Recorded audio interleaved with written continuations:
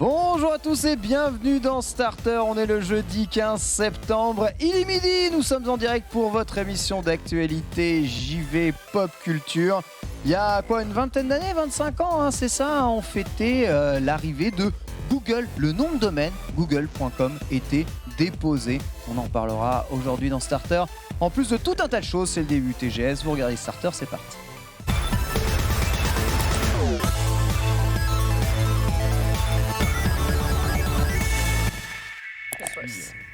Absolument incroyable, il y a 30 secondes, je n'étais même pas dans le bâtiment et pourtant on lance en direct et c'est ça qui est beau. Mais croyez-moi, moi qui suis allé un peu chroniquer à la radio, les mecs à la radio, ils sont incroyables. Ouais. C'est-à-dire 2 secondes avant le lancement, les mecs sont pas là. Tu te dis mais attends, mais il y a une coupure actualité. Ils arrivent, en 2 secondes, ils posent leur fiche, c'est à tout. Le moment de les présenter, ils sont même pas là. Et à la fin de la phrase de présentation, ils se posent et ils font leur truc et ils repartent. C'est incroyable, la magie de la radio, comme il n'y a pas les images. La télé fort. Aussi, hein, tous ceux qui font les JT, les breaking news, pour voir leur puissance de frappe. C'est-à-dire qu'ils peuvent travailler, donc ils vont prendre à 5h du matin, ils vont travailler comme ça. Et puis en fait, breaking news, donc tu enlèves tout ton travail que tu as fait, tu vas prendre l'antenne alors que tu viens juste d'assimiler l'information. Et ça, c'est très fort. C'est un métier. Ils sont très Quand très tu les forts. vois, tu fais... Ah ouais. Ah écoute, ben, ça régale. Bonjour Lox, comment tu vas? Ça va très bien, écoute, je suis ravie d'être avec vous aujourd'hui. On a un très très beau plateau, on arbore des couleurs magnifiques aujourd'hui, on est ravis de les avoir. Je ne spoile rien, vous allez voir avec le contre-champ. Tu spoiles rien, évidemment, puisqu'on a un plateau exceptionnel aujourd'hui, à commencer par le puits de science, le savoir qui lui a fait perdre tous ses cheveux. C'est Pépé Garcia, il était avec nous. Bonjour Pépé. Incroyable. Quel bonheur. Mais moi aussi, je suis content de vous voir, je suis content d'être là. C'est une des premières fois où j'arrive à me lever assez tôt pour venir faire une émission au stream à heure-ci, mais je suis très content. Non, mais c'est vrai, non. Je suis pas du matin. Pour moi, à partir de 14h, je deviens opérationnel. Je finis de bosser à 2-3h du matin en général, où je regarde des trucs la nuit, je regarde des films. T'as une carrière de streamer Twitch devant toi alors. C'est vrai, c'est vrai. T'as tous les prérequis. Oui, je suis content. Voilà. Non, mais je suis super heureux. Moi, je suis là. Je suis vraiment super content d'être là. Savoir que Pépé ne peut pas faire de live Twitch. Il estime que le bitrate de Twitch est trop faible, évidemment, pour la qualité de professionnel qu'il est. À ma gauche, toute pipou, formidable Sunday, comment ça va? Moi, rien à foutre du bitrate, hein, évidemment. Je vous déteste, c'est ça que j'aime, évidemment. Bonjour, je suis hyper contente d'être avec vous. Un très très beau plateau. Ça me fait trop plaisir. On va parler de plein de belles choses aujourd'hui. Je suis trop heureuse d'être là. Je suis vraiment heureuse. J'ai du café en fait. C'est pour ça, à partir de midi, si j'ai du café, je suis heureuse. J'ai pas mangé et j'ai 35 km de vélo dans les pattes. Donc si vous m'entendez gargouiller, j'ai un café. C'est bon. On m'a piqué ma touillette, cela dit. Non, non, tu vas pas pouvoir touiller. La touillette. On m'a piqué la touillette. Elle n'est plus dans mon. On t'a volé ? Elle n'est plus dans ma tasse. Je pense que Polo va être J'ai pas encore réalisé parce que je viens d'arriver, mais j'espère que c'est juste un prank. On va placarder des avis de recherche, je rigole pas du tout. C'est un cadeau cette touillette, c'est que c'est pas une touillette en plastique ou quoi, c'est une vraie touillette. T'es offert au roi de la touillette. Ce qui disparaît souvent est lié à une plateforme sombre et obscure, mam. Effectivement, une certaine plateforme. Bon, nous ne reviendrons pas sur ceci. On embrasse évidemment tout le monde en régie, puisqu'on a des petits nouveaux en régie aujourd'hui. C'est Borvo qui est ici chef d'aide, petit nouveau. Évidemment sur Starter, puisqu'il fait son envol tout seul et Claire à la réalisation. On leur souhaite évidemment bonne chance. On commence avec le programme de cette journée. Le TGS est en train de commencer. Il va y avoir des conférences au moment de Starter. On débriefera une grande partie de ces conférences demain. Voilà, il me semble que Xbox est les premiers à ouvrir le bal. Voilà, ça sera au milieu. Évidemment, s'il y a des breaking news, on ira popper au milieu de l'émission pour suivre un tout petit peu tout ça, mais on vous fera un gros récapitulatif demain, voilà, en plus de pas mal de choses, parce qu'il y a pas mal de couverture. On va donc parler des Sims 4 qui a annoncé la gratuité du Starter Pack, c'est grâce au Z-Event, encore une fois, tout ça. Tout ce qui se passe grâce au Z-Event, c'est juste absolument incroyable. L'un des jeux les plus populaires de housing et de simulation de vie se porte gratuit. Bon move, est-ce que ça annonce bien la gratuité des Sims 5 à venir? Vous savez, les Sims, c'est quand même le jeu à 790 € si vous voulez tout complet. Donc avoir une partie gratos, c'est quand même pas plus mal. Sachez qu'il y était déjà plus ou moins gratuit dans le Game Pass, puisqu'il est inclus évidemment dans l'EA Play du Game Pass. Donc on est quand même ici. Ça commence à taper grosse info sur le chat, histoire de voir si ça marche. TGS. En tout cas, info du TGS. On verra évidemment là-dessus. Deathloop qui a 1 an d'ailleurs aujourd'hui, c'est juste assez fou. Alors attends, Borvo est en train de me taper un message. Arrive sur Xbox et Game Pass. Voilà, 1 an après, tout simplement. Deathloop sur le Game Pass. C'était pressenti ce matin, puisqu'il y avait quelques annonces. Le studio Arkane publiait le fait que Deathloop allait faire parler de lui justement durant ce TGS. Voilà, ça fait partie des annonces qu'on vous dira. Suite du programme, Minecraftception, un ordinateur a été créé dans Minecraft. Donc avec un ordinateur, vous lancez Minecraft et dans Minecraft, vous créez un ordinateur. Pour jouer à Minecraft. Pour jouer à Minecraft. C'est absolument grave. Inception. Donc on a créé un ordinateur qui peut jouer Minecraft dans Minecraft. Comment ceci est-ce possible ? Eh bien, vous le verrez, c'est grâce au connecteur logique que l'on peut créer dans Minecraft. C'est juste fou, ça arrêtera ce jeu. Puis enfin, l'avenir de la 3D au cinéma, on va en parler suite à, alors il me semble, à l'annonce de Avatar 2 en IMAX 3D, jusqu'où James Cameron va pousser l'escroquerie pour nous faire payer plus cher en salle. On en discutera avec... Taisez-vous, mais je suis effondré déjà.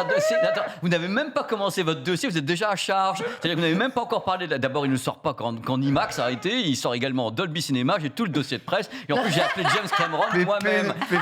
Alors, Ken Chounet, il faut vous taire maintenant un petit peu. On en parlera, bien entendu.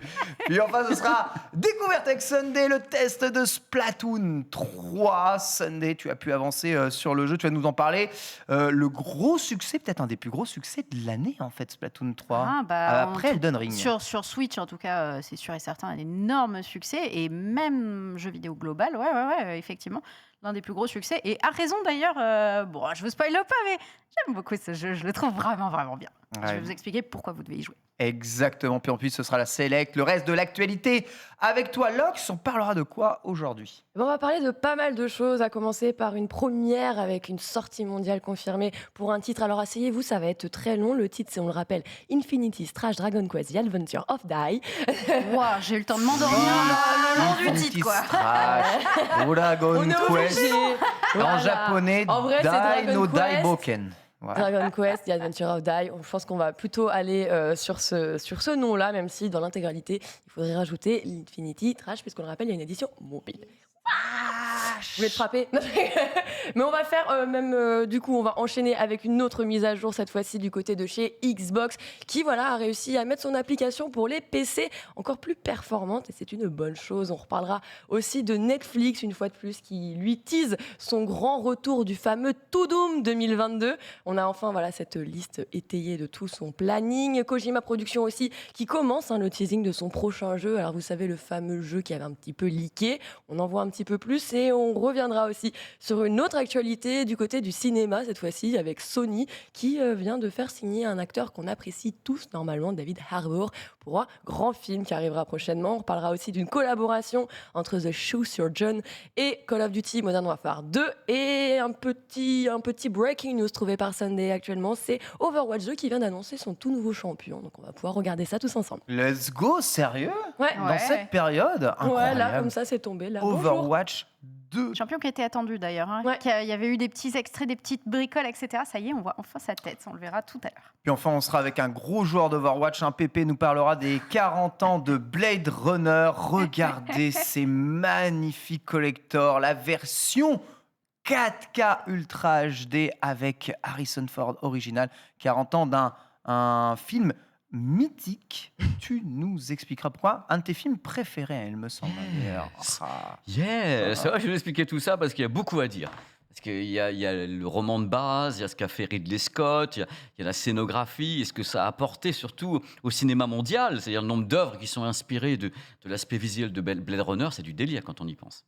Il n'y a rien de plus intéressant qu'écouter un passionné parler de ce qui le passionne de toute façon. Enfin, l'archive de la fin de google.com, le nom de domaine déposé il y a 25 ans. Utilisez-vous Google ou êtes-vous comme moi sur Bing, histoire de taper dedans Google pour pouvoir aller chercher sur Google, parce que Bing trouve jamais ce que je cherche. Vous avez le menu maintenant de ce starter. On commence tout de suite avec le menu principal.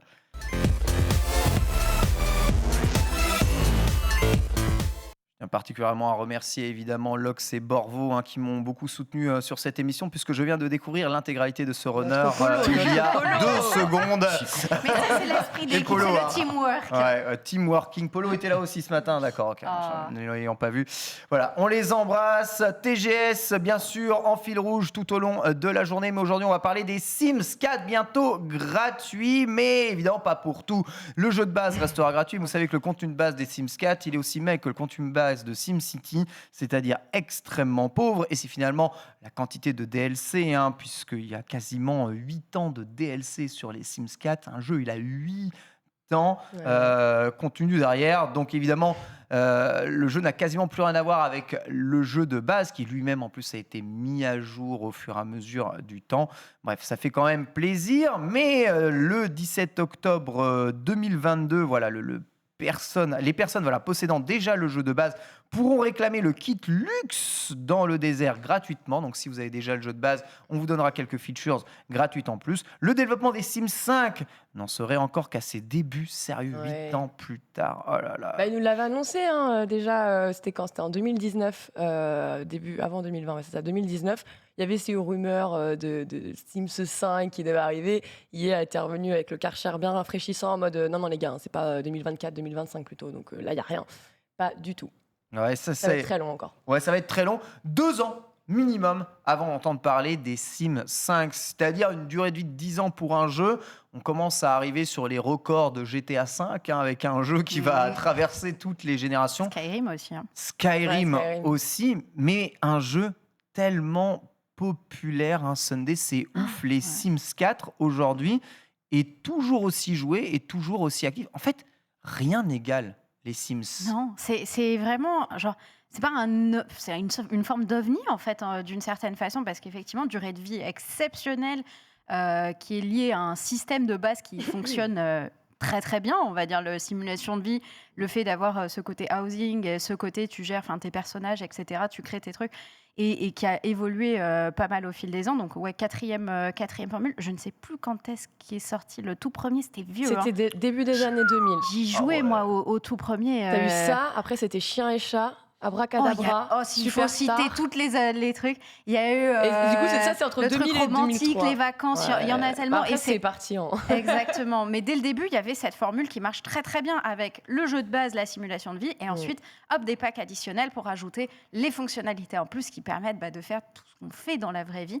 Un jeu en tout cas qui est effectivement avec un succès grandissant, pas grandissant, un succès constant. Même sur Twitch, c'est monstrueux que ça marche encore très très très très bien les Sims, alors que c'est un jeu qui est sorti la compétition il y a sur hyper les longtemps. Sims. Moi, si on m'avait dit qu'un jour on faisait un tournoi sur les Sims, il y a des tournois Sims, on est d'accord. Non, vraiment, c'est un truc qui marche de fou. En fait, j'ai l'impression que c'est un jeu auquel un peu tout le monde a joué, même si tu vois, tu y as joué genre 5 minutes ou des trucs comme ça. C'est un peu le jeu auquel tout le monde a joué, et le fait de le passer comme ça gratuit va permettre aux plus jeunes de poursuivre. Alors justement, puisque tout le monde y a joué et qu'on s'adresse aux plus jeunes, Pépé, est-ce que tu as déjà joué toi aux Sims 4 ? Non, je suis désolé, mais vous avez un très mauvais client pour les jeux ici, donc j'en suis confus. Même les Sims. Je suis désolé, je vous présente mais toutes mes confuses. Mais t'as le droit.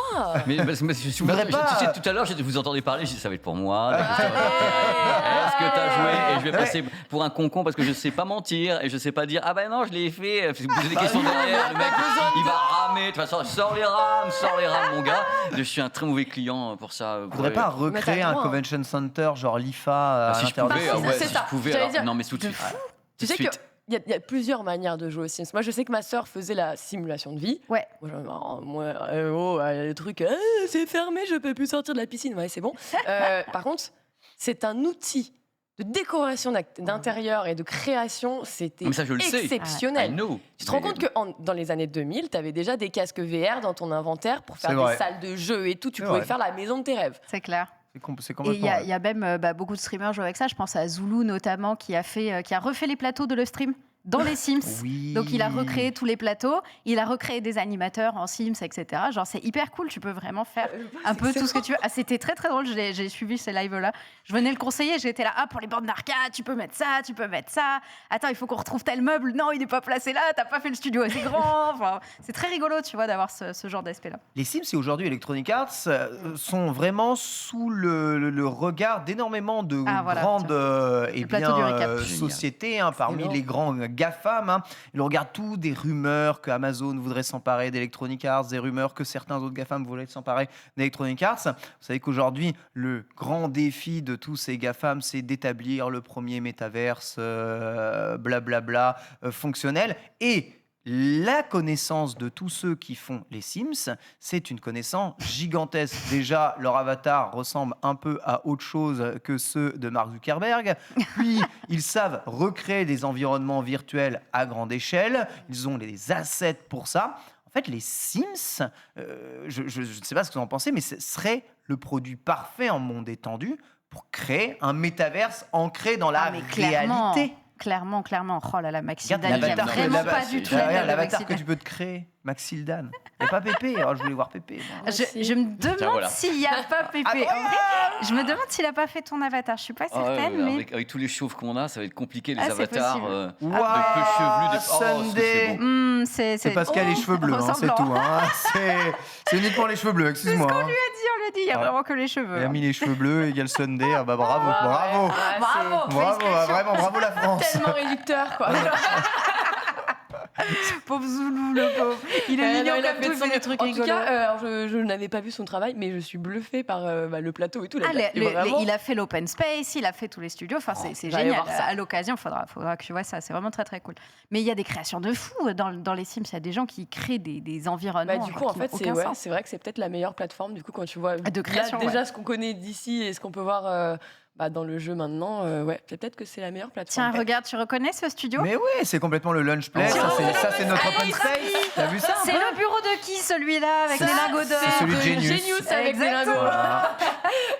Voilà, l'ancien open space. Ça nous manque cet espace. Avec l'ancien Before, effectivement. C'est bien. C'est nostalgique, mais c'était bien l'open space comme ça. Les jukebox, ça passe sur Arcane. Ça se reproduit vraiment. Ça, c'est ouf, le nom de la c'est vraiment le plateau. C'est pile poil, quoi. Pile poil, ça.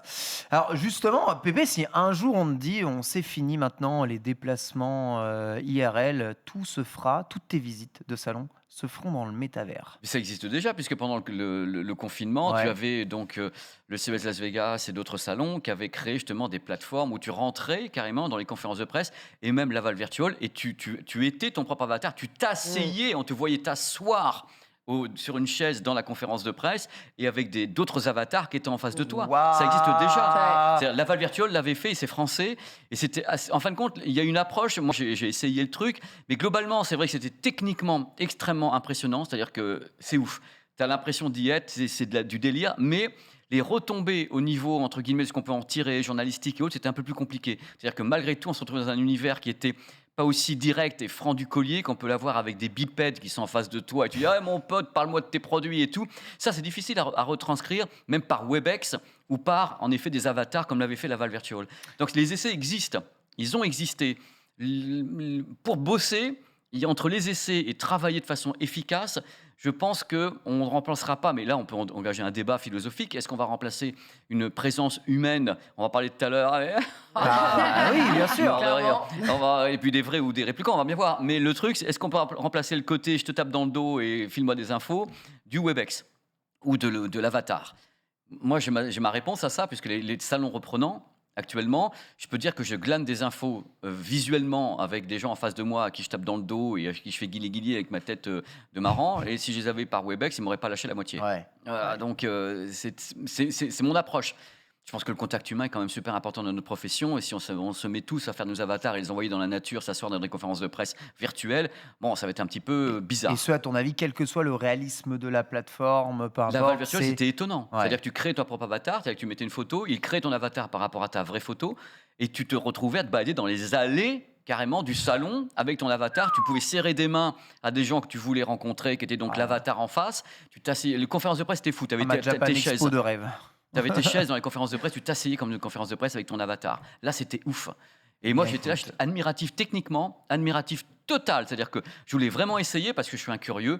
Mais ce que j'en ai tiré professionnellement, alors qu'il y a eu la Valve Virtual qui s'est déroulée physiquement après, physiquement, ça n'a plus rien à voir. C'est-à-dire, les gars, tu peux les voir dans les yeux, tu peux les tchatcher, tu discuteras toujours mieux avec un type quand on a un café dans la main que par avatar.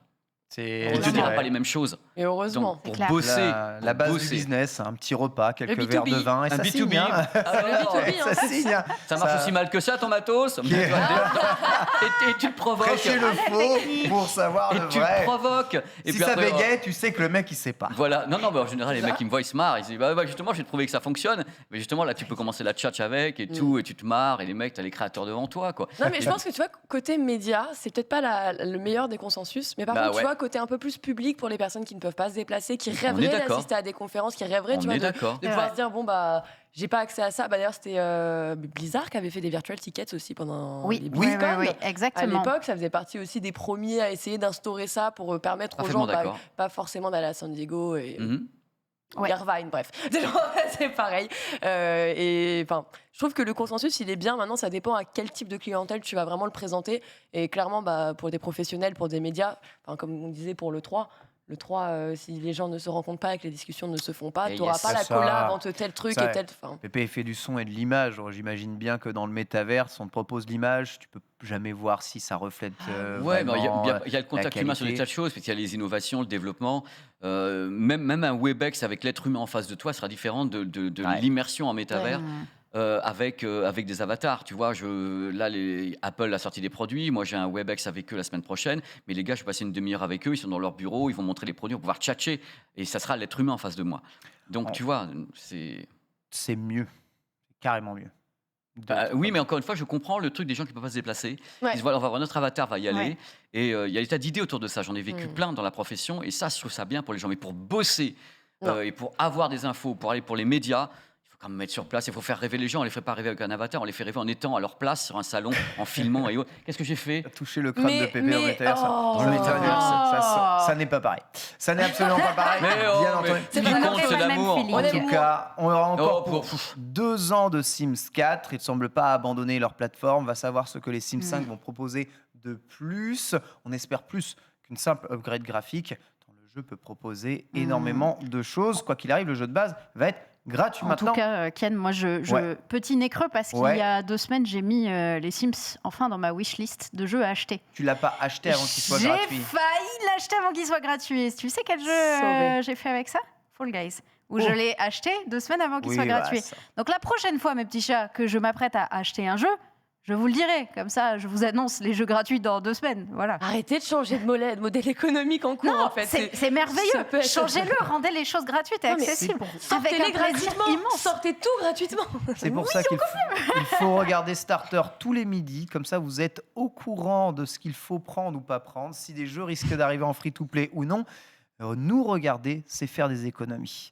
Prochain sujet, c'est Minecraft avec le Minecraft C'est Chaud, un sujet un peu léger mais qui est très rigolo puisque le créateur, Samiri, a entièrement recréé un PC fonctionnel dans Minecraft. Mais qu'est-ce que c'est que ces histoires, PC fonctionnel dans Minecraft ? Je dis n'importe quoi. Mais si, c'est un des principes de la redstone qui peut conduire finalement quelque part une forme de courant. Et qui dit courant, dit porte logique. Qui dit porte logique, dit la possibilité de créer des processeurs, à l'ancienne.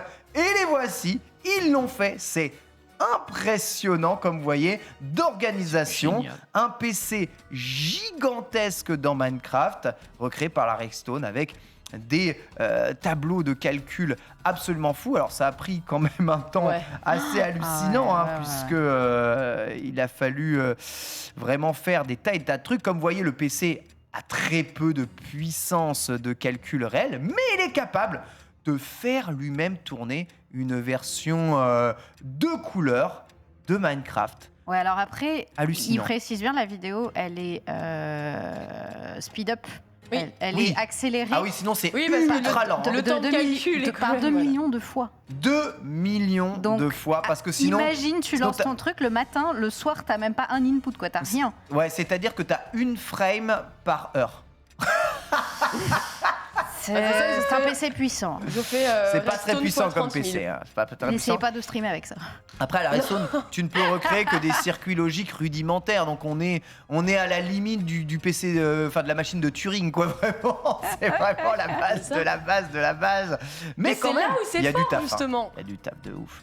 C'est quand même un truc de malade. Voilà, alors, accélérer 30 000 fois pour simuler un peu le temps réel. Les couleurs sont évidemment limitées au marron foncé, au marron clair, mais on perçoit bien les animations si jamais on accélère bien dedans. Donc, on reconnaît. Le truc fonctionne quand même.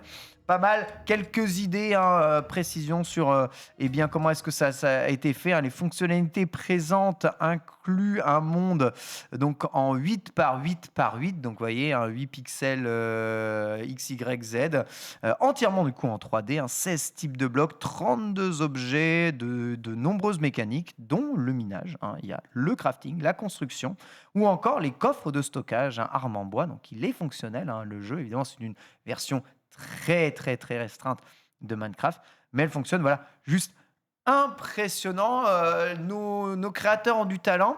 Alors certains pourraient se dire, et je les vois déjà, les mauvaises langues, mais à quoi ça sert tout ça? Pourquoi faire ce genre de choses? Est-ce qu'il faut que tout ait un but et un sens? Merci. Est-ce que la beauté de la vie et du monde n'est pas simplement de tester les limites, d'aller au plus loin possible? Je suis Jean-Claude Van Damme aujourd'hui. J'adore.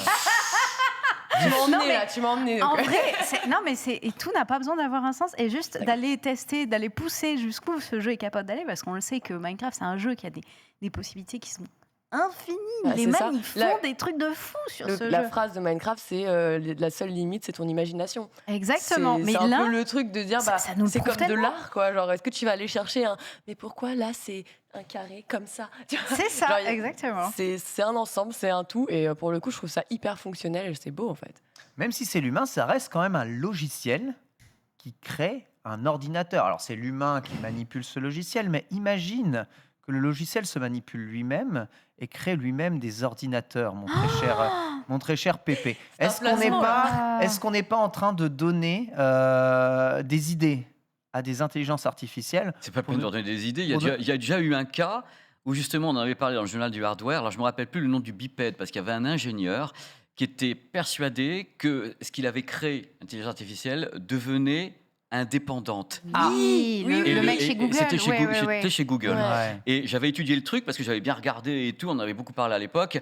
Et il était persuadé que là maintenant on n'avait plus la main. Et que, en effet, on avait quelque chose qui devenait incontrôlable. Il avait été déclaré fou. Été déclaré fou. Je crois qu'il avait été viré de chez Google à ce moment-là. Il a tenté un procès par la suite en défendant son point de vue. Il avait posé une question, en fin de compte, sur la vie et la mort. À cette intelligence. Et la réponse était, je ne sais plus quelle était, mais elle était extrêmement troublante. Extrêmement troublante. Elle Blake Lemoine, tout à fait. Voilà, merci, parce qu'en effet, c'était dans le JDH. Et la réponse était, et même moi, quand j'avais eu la réponse, je ne sais plus ce qu'avait répondu l'ordinateur à ce moment-là. Mais il n'a pas dit 42 Non, mais 40, non, je ne sais pas, je pense pas qu'il a dit 42. Non, c'était vraiment une question sur la vie et la mort. C'était un truc particulier. J'ai peur. J'ai peur de mourir ou un truc comme ça. Ah oui, c'est vrai, j'ai une peur profonde que l'on m'éteigne. Et ça avait fait tilt, parce que c'était un truc, une machine qui dit ça, c'est qu'elle a conscience, elle aurait conscience que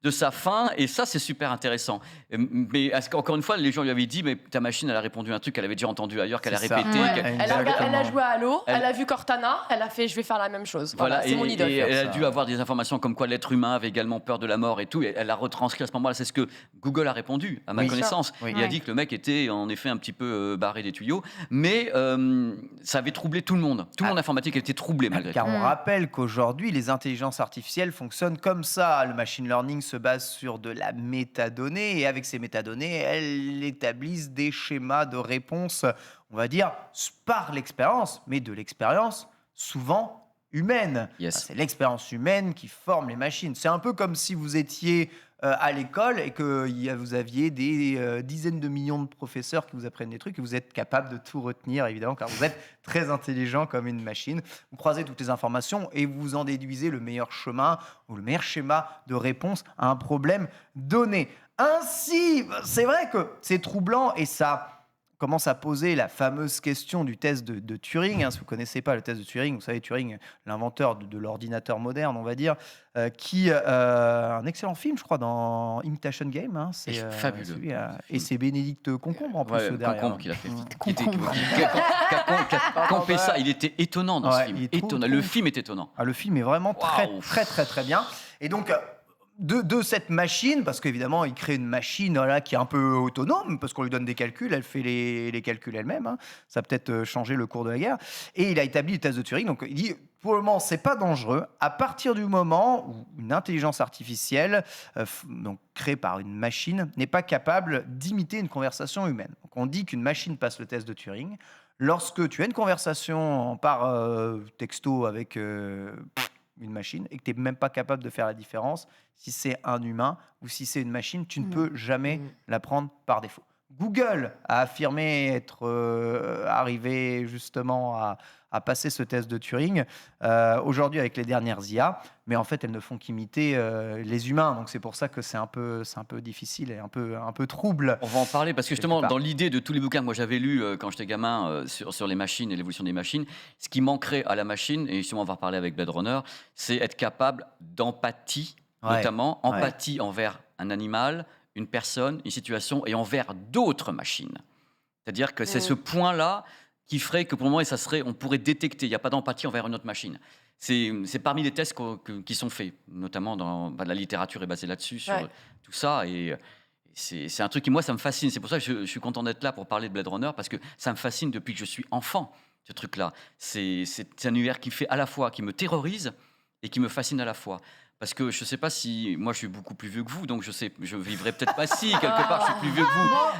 Beaucoup, je ne sais pas, mais je ne sais pas si je verrai, en fin de compte, cette évolution où, justement, on arrivera à cette limite où les tests seront plus capables. Pour le moment, si tu écris, ou même si tu parles à une machine, la réponse, tu sais très très bien que ce n'est pas un être humain. À un moment donné, ça va partir en vrille, tu vas dire, bon, bah là, il répète un code, quoi. Je dirais, allez, ta sœur, elle baratte le beurre. Donc, tu vois, le truc, voilà, c'est tout, quoi. Mais quand tu seras plus capable de détecter qu'en face de toi, c'est Jojo, le binaire qui te répond, je dis, oh là là, courage fuyons.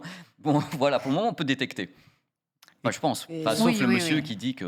Tu es plutôt pour, justement, qu'on te précise si on s'adresse à la machine. Tu te souviens, ce test de Google, on va beaucoup parler de Google, ils avaient fait une présentation formidable de l'intelligence artificielle. Ils avaient passé un appel pour prendre réservation chez le coiffeur. Voilà, quelque chose que tu as fait récemment, justement, Sunday. Et donc, quand il appelle, c'est une IA qui a répondu.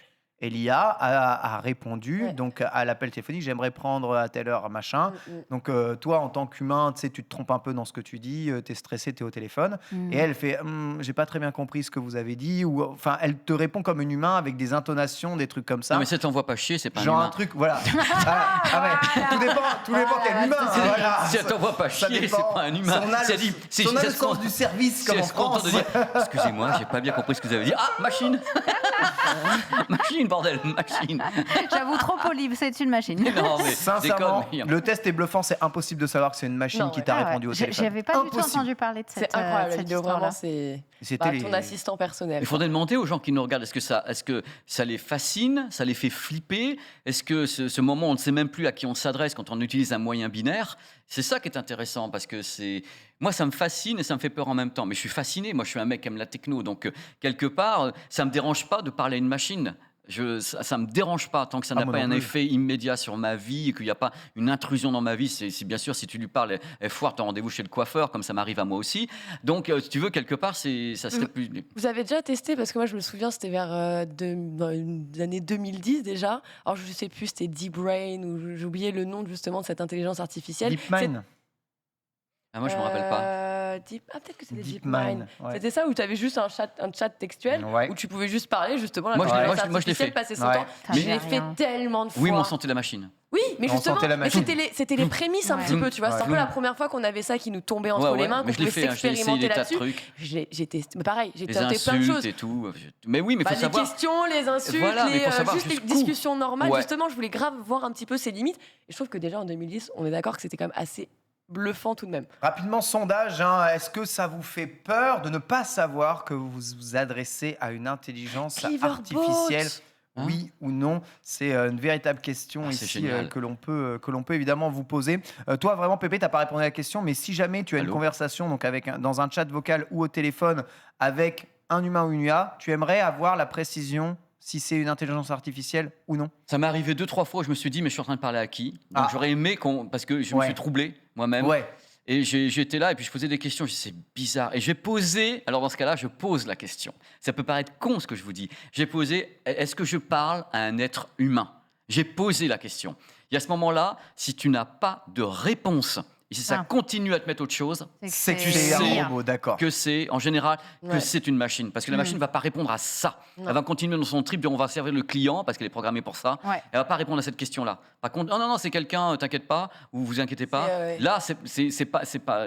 Posez la question, est-ce que je parle à une AI, enfin une machine ou pas? J'avoue, Jean-Michel de Mazda, je peux vous aider dès que tu vas sur le site automobile. Les assurances, peu importe, n'importe quoi, c'est infini.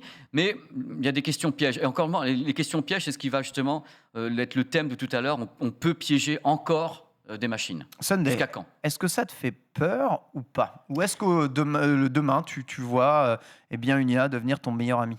Devenir mon meilleur pote, peut-être pas exagéré quand même. J'aime bien les humains, je suis pas à ce point misanthrope. Mais l'un n'empêche pas l'autre. Oui, non. Par contre, autant pour du service, pour tout ce qui est justement du service client, des choses comme ça, je trouve ça quand même bien dans la mesure où ça permet d'éviter les interminables files d'attente au téléphone, ça permet d'éviter les attentes interminables d'emails, etc. En fait, dans un monde où tout va très très vite et où on a besoin d'avoir des réactions rapides, des choses comme ça, ça matche bien avec le monde dans lequel on est. Non, j'ai pas le temps. Et désolé, mais plus ça va vite, mieux c'est. T'excuses pas de pas avoir le temps. Non, mais je veux dire, en fait, je vais penser, tu vois, par exemple au service client d'Amazon, que je trouve absolument formidable parce que vraiment, tu as un problème, il est réglé en 5 minutes chrono avec un chat automatisé. Et j'aimerais que tous les services clients soient comme ça. Alors, certes, moi, c'est mon point de vue en tant que consommatrice, mais de l'autre côté, du coup, on peut se dire, des gens qui font ce métier de service client, ils vont se faire remplacer par des IA, ils vont perdre leur job sur des trucs comme ça, tu vois. On peut se dire que c'est ça. En soi, tu as déjà des métiers remplacés par des machines. Il y a déjà des métiers remplacés par des machines, ce genre de choses. Oui. Mais là, ils étaient en train de voir, et justement, les journalistes sont de plus en plus inquiets aussi par rapport au fait que les IA se développent de mieux en mieux. Et ils sont en mode, un jour, peut-être, le pigiste... Aucune IA pourra touiller comme toi, Ken. C'est vrai, personne ne peut remplacer Ken. Franchement, tu lui fais regarder la totalité des épisodes du Lunch Play et de Starter. Tu la laisses malaxer tous les épisodes-là. Je suis quasiment persuadé qu'aujourd'hui, il y a des IA qui peuvent reproduire un tout petit peu le flow. Un tout petit peu, alors. Un petit peu. Seulement. En tout cas, on verra. On parlait évidemment dans le Starter récemment, semaine dernière, de cette IA qui avait généré une œuvre d'art, qui avait remporté un concours d'œuvres d'art numériques. La voici. Qu'est-ce que c'est joli. Voilà, Qu'est-ce que c'est beau. C'est beau, hein. C'est super beau. Ce truc n'a pas été réalisé par un humain. Qu'est-ce que c'est beau. Voilà. En fait, tant qu'on fait la distinction et qu'on connaît les différences entre art créé par des humains et art créé par des AI, ça me va, tu vois. Je trouve que les deux sont beaux et il y a une unicité qu'on trouve dans l'art humain qu'on ne pourra jamais retrouver dans l'art fait par des AI. De l'autre côté, l'art qu'on voit générer, il y a des choses superbissimes. Tu soulèves quelque chose même dans tes propos, dans la façon dont tu parles. Là, on est en train de parler de l'être humain, d'une machine. Et tu emploies le mot art, qui est quelque chose qui est particulier à l'humain, et tu le transposes en disant l'art créé par une machine. Oui, donc tu vois, le mot, déjà en faisant ça, on est dans pile poil dans le débat, parce qu'on n'est plus en train de considérer la machine comme une machine, on lui met le terme art. C'est vrai. Donc c'est du délire, parce que c'est ça qui me fascine. Je le considère peut-être un peu par défaut le mot art quand je parle de, pas d'œuvre du coup, mais de création. Parce que les machines peuvent faire des créations. Art, c'est vrai que tu as raison, c'est un terme quand même très particulier. Elles font des créations parce qu'elles sont inspirées de l'art de l'être humain. C'est exactement ça. Donc, elles malaxent. Elles ne font que reproduire, elles mixent et elles reproduisent de l'art. Elles reproduisent, c'est le thème du truc. Pour moi, c'est ce que fait l'humain aussi. Il ne fait que s'inspirer de ce qui était avant, et puis il le fait malaxer, il le fait avancer. Où est vraiment la véritable originalité. C'est très difficile, évidemment. À savoir, là-dedans, quoi qu'il arrive, comme vous le voyez, c'est pas l'ordinateur de Minecraft qui risque de devenir Skynet, mais en tout cas, c'est un sujet qui est de plus en plus présent ici. Voilà, il faudra accélérer un peu la cadence. On va parler un peu de l'avenir de la 3D au cinéma. On parlait hier de l'avenir du cinéma avec Disney qui a un peu marre de la chronologie des médias et qui aimerait bypasser le cinéma en France pour sortir directement sur les plateformes. Là, on va parler de Disney encore. Il y a que sortent des films, visiblement. À l'occasion de la sortie en salle d'Avatar, la semaine prochaine. La semaine prochaine Non. Ah, le 1 en version remasterisée. C'est le remaster. C'est ça, remasterisé 4K. James Cameron a participé évidemment à une conférence de presse. On va essayer de faire en sorte qu'Avatar redevienne premier dans les charts des films au box-office. On ressort un film en 4K remasterisé, histoire de rafraîchir un peu l'idée de tout le monde avant le second. Ça ressort en 4K. Et alors, ça ressort en 3D ou pas ? James Cameron déclare, je dirais, tout d'abord que la 3D a été à la mode de façon globale durant un temps après son film Avatar, qui a vraiment lancé la mode de la 3D. Avatar a gagné l'Oscar de la meilleure photographie avec une caméra digitale 3D. Ça déjà, écoute, moi le gars, j'ai posé ça là. Ça n'avait jamais été le cas avant. Il rappelle quand même que c'est le boss. Et durant les 2 ou 3 ans qui ont suivi, les mêmes caméras qui avaient été utilisées par les chefs opérateurs leur ont permis de gagner à leur tour un Oscar. Donc, durant 3 ou 4 ans, l'Académie a vraiment reconnu cette nouvelle photo numérique et tous ces films étaient en 3D. Il dit, avec Avatar, j'ai posé un truc, ça a vraiment été reconnu par les pairs comme étant quelque chose de vraiment précurseur extraordinaire. La 3D n'était pas un gadget. Après la 3D, voilà, et la mode de la 3D s'est un peu essoufflée. Et selon James Cameron, la 3D a été... Ça a semblé être passé de mode pour beaucoup de gens, mais ce n'est pas fini, vraiment pas. Ça a au contraire été accepté. Maintenant, ça fait partie des choix quand vous allez au cinéma pour voir un blockbuster. Je rapproche ça du cinéma en couleur. Voilà, vous aviez peut-être le choix entre la couleur et le noir et blanc à une époque. Quand les premiers films en couleur sont arrivés, c'était aussi énorme. Bon, je vois l'intérêt de la couleur. On pourra discuter après de l'intérêt de la 3D. Les gens allaient les voir justement parce qu'ils étaient en couleur. Ici, des gens se déplacent pour aller voir les films en 3D. Première question tout de suite ici. La 3D, est-ce que déjà ça vous a un jour ou l'autre emballé et vous avez montré de l'intérêt pour cette technologie, toi, Pépé? Alors, c'est un sujet qui me passionne, donc il faudra vraiment m'arrêter de parler. Parce que t'arrêtons à 3 minutes, tout va bien. J'ai étudié la 3D depuis même quand je faisais les cours du soir en école de cinéma. Le truc, c'est que c'est pas nouveau du tout, ça fait 3 fois dans l'histoire du cinéma et des images qu'ils tentent le coup. Il y avait les anaglyphes 2 fois, les 2 couleurs.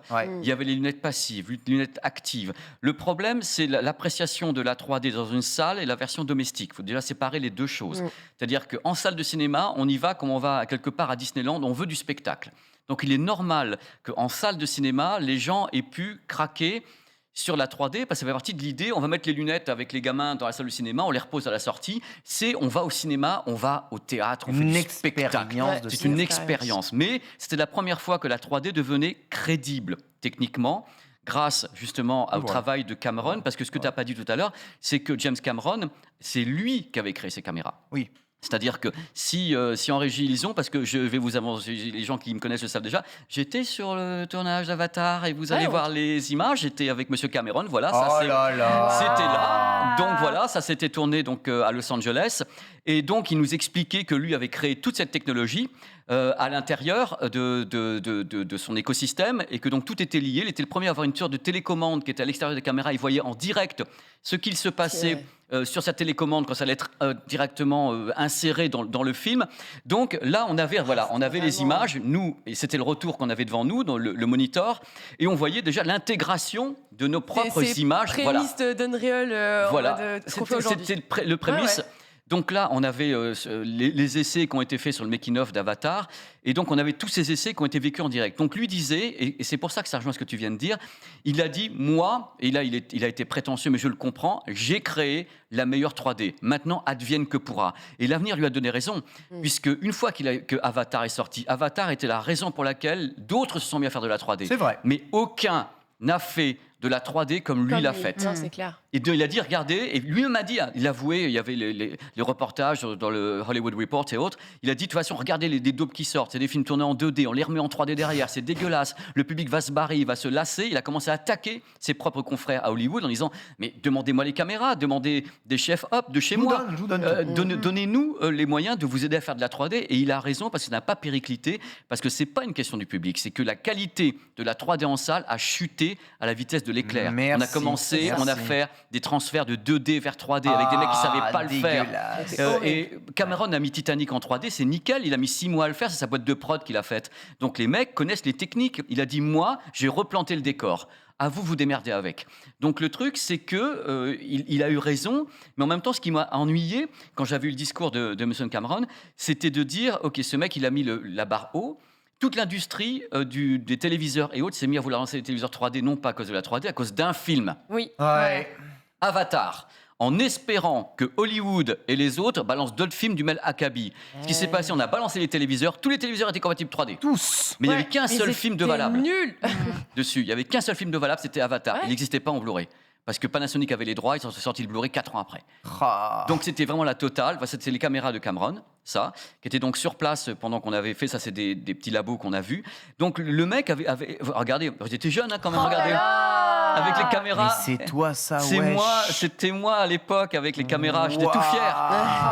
Et le truc, c'est que vraiment, il avait un discours, mais tellement avant-gardiste, il savait que ça allait foirer. Il nous disait pourquoi. Il dit, regardez, le seul moyen, c'est de dépenser de la thune pour tourner. Il dit, les autres ne veulent pas le faire, ils prennent des caméras, ils font n'importe quoi, ils font un effet où il y a un requin qui explose avec uniquement 3 dents qui arrivent dans la tête des gens. Mais il a dit clairement, les gens s'en foutent de ça. Le truc, c'est que, tu vois, genre ça, là, ces effets-là, c'est des trucs quand j'étais gamine, on est au Futuroscope, c'était les expériences de Chérie.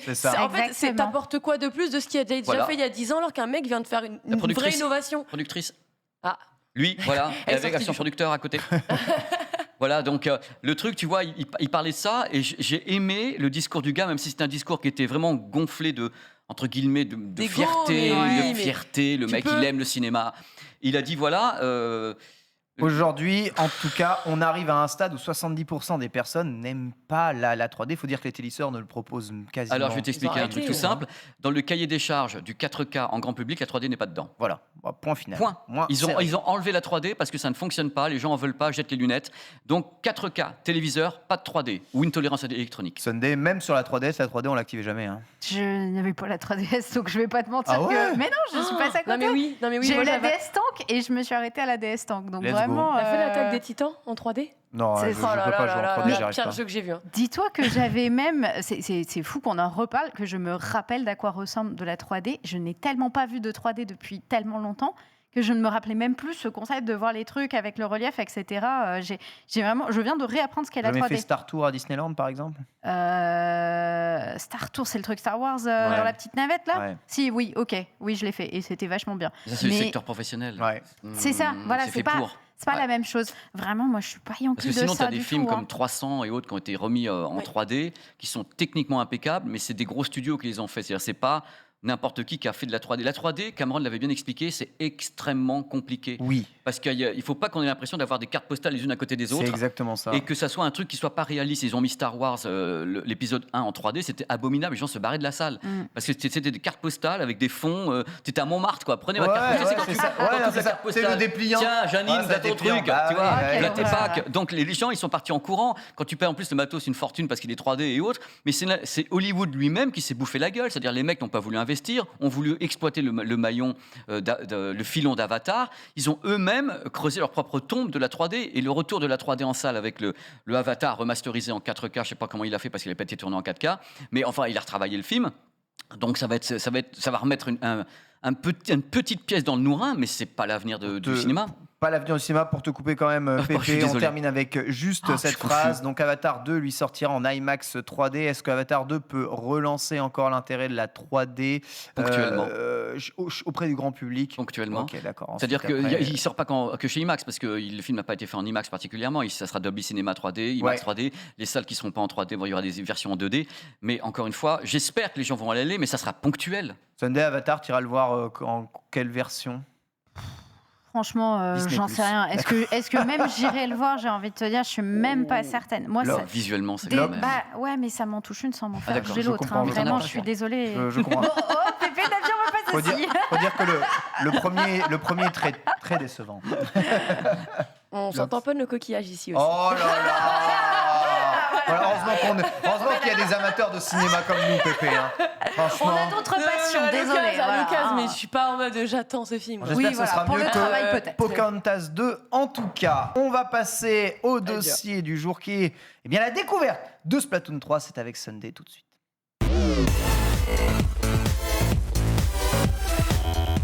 Très bien. Pépé, je parle trop, ah là là. Je m'en veux à chaque fois. On a des sujets intéressants. Bien sûr, dans cette émission, on essaie de respecter le timing parce qu'à 13h, le rappel de l'actualité. Mais bon, il y a un moment quand c'est intéressant. Parlons. On vit, on est sur Twitch. On vit, on est là. On n'est pas des IA, quoi. Ouais. Voilà. On n'est pas des robots qui respectons les timings à la fraise. Ouais, on est humain. Voilà, c'est ça. Humain et passionné. Des paroles profondes et des paroles... Passionné de couleurs. Effectivement. Oh là, la transition est technique. Effectivement, on va parler du coup d'autre chose qui n'est pas disponible en 3D, mais qui est quand même extrêmement sympa.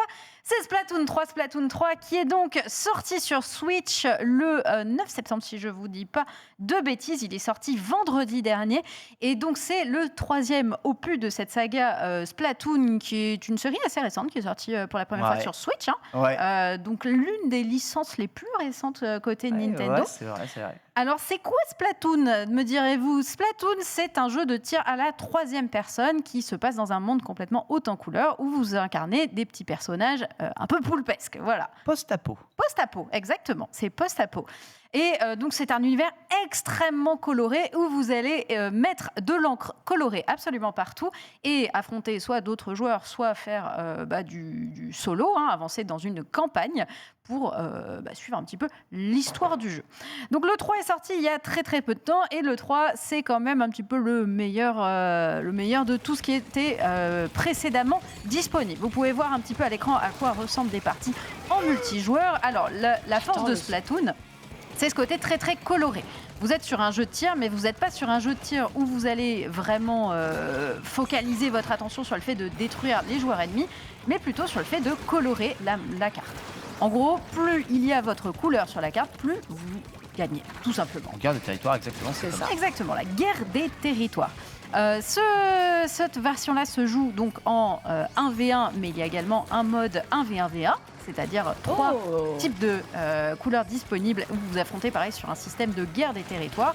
Et je trouve qu'il y en a pour tous les goûts, qu'on soit plutôt fan de PVP contre d'autres joueurs et qu'on ait un aim excellent comme Lox par exemple. Si elle jouait à ce jeu, je pense qu'elle ferait un massacre. C'est clair, tu serais trop fort, Lox, c'est abusé. Alors, je joue beaucoup à Splatoon et je joue depuis les premiers Splatoon avec mes neveux. En fait, c'est les premiers TPS que j'ai fait faire à mes neveux. Il faut qu'on joue ensemble. Excellent. Ce jeu est génial. Tu sais qu'en plus, je suis matrixée par le bruit, j'adore en fait. Oui. Le bruit de la peinture là. En sound design, ils sont forts. C'est l'inverse de Power Wash Simulator, mais c'est tout aussi addictif que Power Wash Simulator. Ouais, j'aime les deux. les deux fonctionnent très bien. Genre, c'est Power Wash Simulator en PVP et ça, c'est absolument extrêmement cool. Donc, il y a ce mode de jeu en multijoueur, vous affrontez d'autres joueurs. Mais si, comme Ken, vous n'êtes pas fanatique de jouer contre d'autres personnes, ou avec d'autres personnes. J'aime jouer contre d'autres personnes. Tu n'aimes pas jouer avec d'autres personnes, c'est vrai. Contre. Et vous avez également donc un mode solo qui est disponible avec une campagne qui est quand même assez longue. Ken, toi, tu l'as fini entièrement. Tu me disais combien, petite quinzaine d'heures? J'ai pas fini encore parce que j'ai pas fait tous les stages. J'ai fini le boss de fin, mais la campagne, je la considère pas comme étant terminée, étant donné qu'il me reste tout le stage 6 à faire. Ah oui, effectivement. Donc encore beaucoup de contenu et qui est quasiment doublé par rapport à Splatoon 2. Donc vraiment un solo qui est colossal si vous n'avez pas envie de jouer en multijoueur. Sachez qu'il y a énormément de contenu pour vous. Il y a aussi un troisième mode qui s'appelle le Salmon Run. Et le Salmon Run, en gros, vous jouez avec des gens, mais contre l'ordinateur. Et donc, c'est de niveau assez court où vous devez combattre des boss, récupérer des objets, etc. Et ça se joue en multijoueur aussi. Donc, vous pouvez jouer avec vos amis ou en matchmaking si jamais vous n'avez pas d'amis, comme moi. C'est pas bien de jouer avec Ken ce week-end, je le touille évidemment. Je suis en train de programmer une IA pour lui faire son meilleur ami de toute façon. Voilà. On voit le Salmon Run ici, qui est vraiment l'idée des vagues d'ennemis qu'on avait déjà dans Gears of War, etc.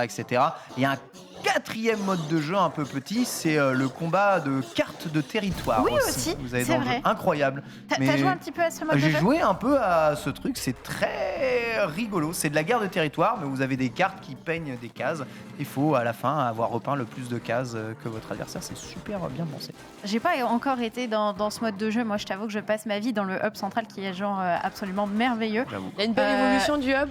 Le je hub, ne me suis pas spoilé encore. Le hub est absolument incroyable. Le hub, pour ceux qui ne connaissent pas le Hashword, le hub, c'est en gros une ville. C'est la cité Clabousse. Ça s'appelle la cité Clabousse. Et vous êtes littéralement dans une ville. Ça fait très Japon. J'adore. Ah, mais c'est complètement ça. C'est très, très inspiré Japon avec des immeubles immenses, des couleurs dans tous les sens, des logos, des flashs. Enfin, vraiment, c'est hyper joli avec une ambiance extrêmement stylée. Vous pouvez voir d'autres joueurs se balader également en même temps qui peuvent d'ailleurs montrer leurs propres œuvres d'art, un peu comme le Miiverse à l'époque. Et c'est vraiment, il y a une vibe très unique que je trouve très stylée. Toutes les musiques du jeu sont pépites, elles sont extrêmement bien. Voilà, vous pouvez voir à quoi ressemble le hub. Ouais, c'est tellement grand maintenant. C'est très très grand, il y a de quoi se balader, il y a énormément de personnalisation aussi dans le jeu. Ils mettent beaucoup l'accent sur le 3, sur la personnalisation de votre personnage, où vous avez énormément de vêtements disponibles, de styles disponibles. Voilà, que ce soit la boutique, les différentes commandes et tout. Vous avez des graffitis aussi que vous pouvez voir sur les écrans, au mur, etc. Eh bien, ce sont des œuvres de joueurs. Sachez que vous pouvez proposer vos œuvres et vous pouvez du coup les avoir affichées sur les murs de la cité Clabousse. Donc, c'est vraiment en collaboration. Là, c'était le Splatfest, c'est-à-dire la période de test qu'il y a eu avant le lancement du jeu. Vous pouvez jouer gratuitement à cette période-là. Et donc, beaucoup de gens sont venus avec ce format guerre de territoire. Le thème étant pierre, feuille, ciseaux. Donc, vous choisissiez une équipe entre pierre, feuille, ciseaux. Et les gens défendaient leurs favoris au format guerre de territoire. Honnêtement, c'est vraiment un jeu, moi, qui m'accroche beaucoup, alors que je ne suis pas du tout une fan de TPS. De base, c'est vraiment pas mon style de jeu. Mais là, il y a ce côté très coloré que je trouve très good vibes, qui te prend dans l'ambiance, qui est très, très agréable. Et il y a tellement de façons de jouer qui ne reposent pas forcément sur le fait de savoir bien viser. On peut vraiment se concentrer sur le côté. Moi, je défends. Des armes différentes, en fait. Ça fait que toi, si tu n'es pas très à l'aise avec le tir, tu peux très bien prendre l'espèce de grand... la perche, là. Oui, le rouleau. Et puis, tu vas tartiner les gens. Donc, tu peux jouer soit très attaque, soit très défense, soit très, justement, aller colorer les zones.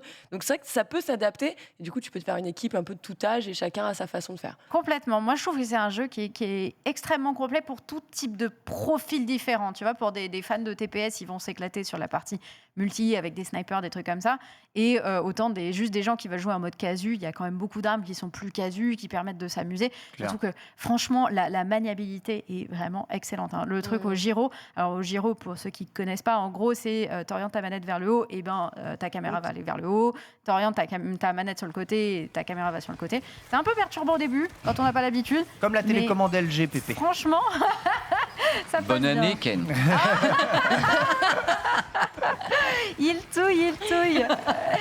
touille terriblement. Je trouve la maniabilité se prend vraiment bien en main. Alors j'ai hâte de voir maintenant comment va évoluer le jeu. Il va y avoir régulièrement des Splatfest, donc les festivals en 1v1v1. Également, c'est l'un des jeux où il y a le plus d'e-sport soutenu par Nintendo. En même temps, je ne vais pas vous mentir, on part de très très loin avec Nintendo. Mais ils soutiennent pas mal le jeu. Il y a des tournois qui sont organisés, notamment à Japan Expo. Il y avait un tournoi Splatoon. Et c'était Ultia à l'époque organisait des tournois aussi tous les week-ends. Sur Twitch et tout, il va y en avoir clairement. Il y a des ranked si vous aimez bien le compétitif. Et surtout, ce qui est très satisfaisant dans le jeu, c'est que la lecture du jeu est très simple. si on ne connaît pas le jeu et qu'on veut regarder des streams ou des vidéos ou regarder des compétitions, c'est très facile à lire parce que c'est juste, on regarde les couleurs, c'est tout. Là, tu as des couleurs, il faut que tu recharges, donc tu transformes en encre, tu vas aller justement remonter un petit peu ta jauge et une fois que tu as assez d'encre, tu peux retourner jouer. C'est tellement simple. Tu vois bien les skills, tu vois bien les scores, il y a un mode spectateur en multi, on est vraiment... sur quelque chose d'assez lisible, c'est vrai. Hein. Clairement, c'est très très lisible. Moi, c'est un jeu que je recommanderais, surtout si on a d'autres potes qui y jouent pour jouer ensemble en coop. Je trouve que c'est quand même un peu le kiff ultime. Voilà. C'est le truc qui marche vraiment très très bien. Sur les jeux multi, généralement, forcément, ça marche bien. Mais le solo, Ken, moi, je suis pas encore extrêmement avancée dans le solo. J'ai fini le premier monde. Mais toi, tu me disais que vraiment, tu as adoré. Et c'est le meilleur solo, tous Splatoon confondus, je pense.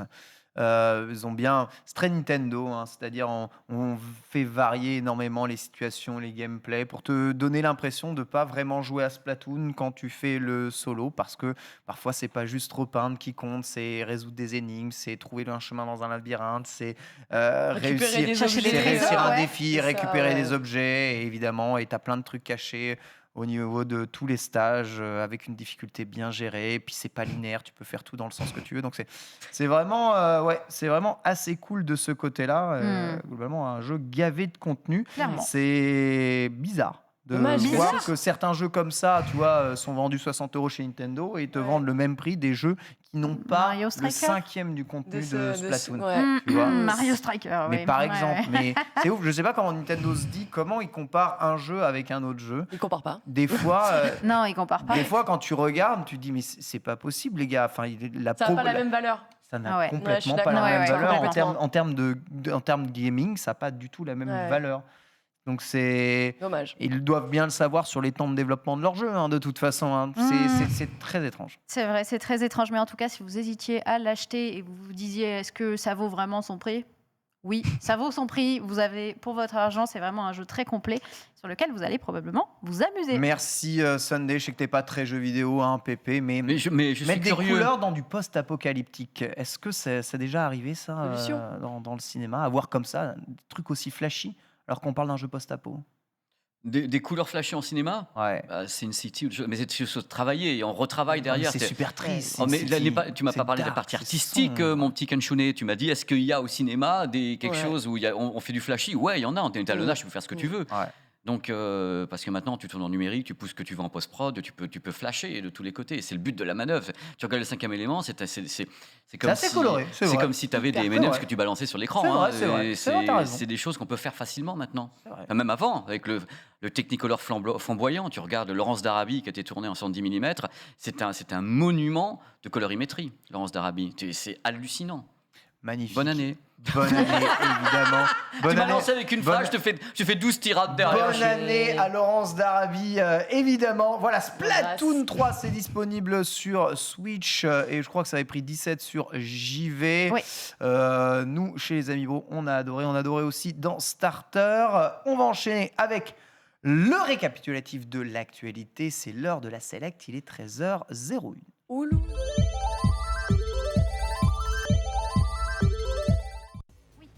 Est-ce que vous pouvez quitter les cases, s'il vous plaît, demande Lox, qui sur son runner ne peut pas aller en haut et en bas. Merci. Ouais, je me suis dit comme ça pour lire le rappel des titres, c'est pas grave, je peux le voir directement sous les yeux et à tes souhaits.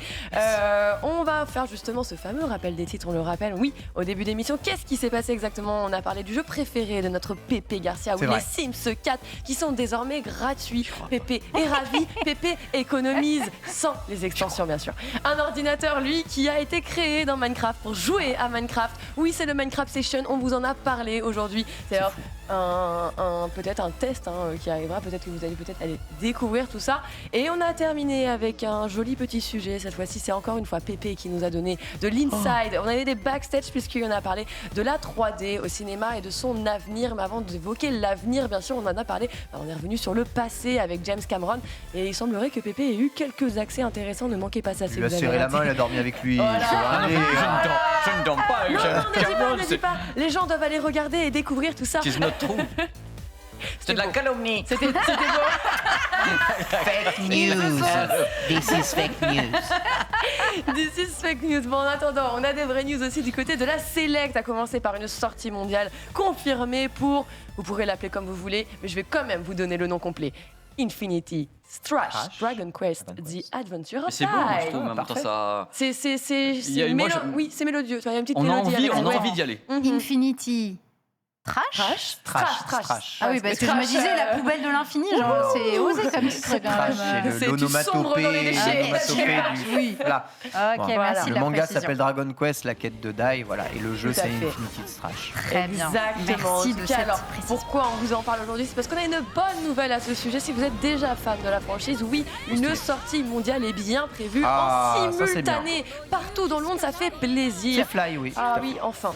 Et surtout, la petite info qui va régaler elle aussi, c'est que ce sera traduit en français. Alors on le rappelle un petit peu, on va remettre du contexte. Ouais, ça fait quand même une bonne nouvelle, je pense, pour les joueurs, parce qu'on le rappelle, oui, ça faisait quand même plus de 2 ans désormais que Square Enix avait promis cet épisode. Ouais, c'est Square, d'accord. Tout à fait. Et Dragon Quest, donc The Adventure of Dai, qui était censé être un projet très ambitieux de la part de Square, était arrivé avec quelques petites images, et puis depuis, plus rien, silence radio.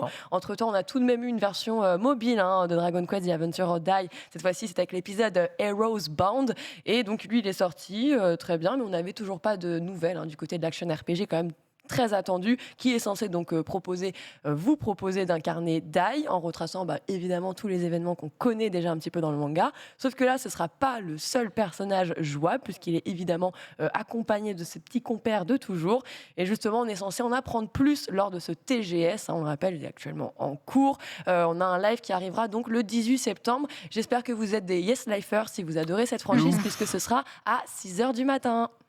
Très bien. Sonnel a fait, je dors. Ah non, moi 6h du matin, les gars. Je dors comme Jaja. C'est pas la peine. Il y aura le replay de toute façon, c'est sur Internet, ça se retrouve. Voilà, en fonction de votre patience et votre niveau de hype, évidemment. On va enchaîner avec quelque chose qui va peut-être te faire sourire, toi, Pépé. Mais moi, je me marre tout le temps déjà. Mais je suis ici, je me marre. Donc, est-ce que ça va me faire plus marrer que marrer? Là, on rentre dans la tech. On rentre dans la mise à jour, on rentre dans de la performance. C'est ça qu'on veut. Oui, Microsoft a pu. Too good to be true. Oh, alors, mais là, c'est tellement bon. Non, mais c'est tellement ému. Too good to go to. En tout cas, Microsoft a publié une nouvelle mise à jour pour son application. Alors oui, des mises à jour qui vont donc impacter certaines de ses fonctionnalités, à commencer par justement les temps de lancement qui sont censés désormais être plus rapides, tout de même de 15%. C'est pas rien. Pépé, est-ce qu'on y croit? C'est faisable. C'est faisable. Oui. Okay. Ça dépend du système derrière, mais c'est faisable, oui. 15%, on m'aura annoncé 50, 60. Je dis, voilà, les gars, vous avez sorti les rames ou quoi? Mais non, mais c'est faisable, oui, techniquement, oui. Techniquement, c'est gérable.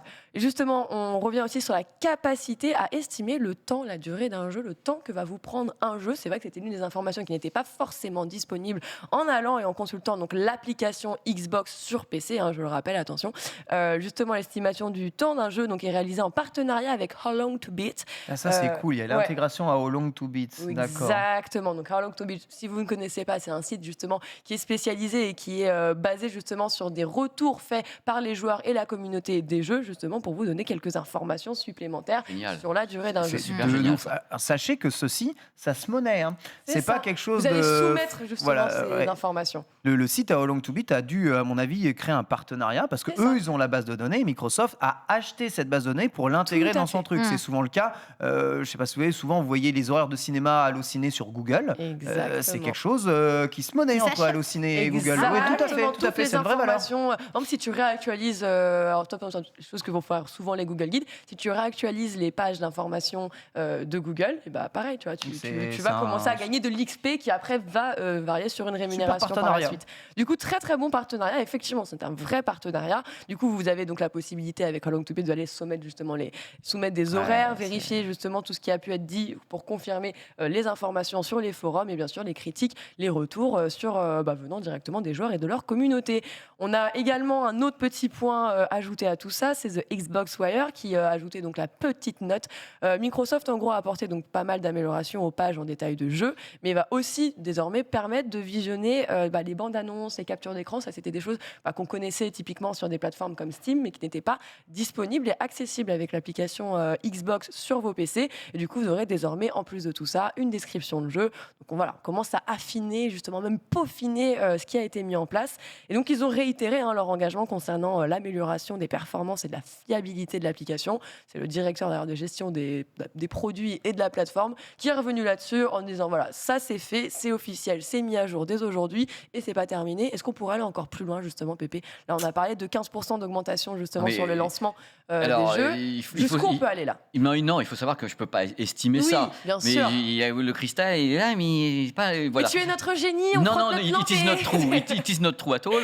mais le truc, c'est que là, déjà, il y a un truc qui me fait. Parce que dans mon secteur d'activité, justement, il y a le côté Samsung qui intègre maintenant, justement, l'application sur ses téléviseurs sans qu'on ait besoin d'avoir la console externe.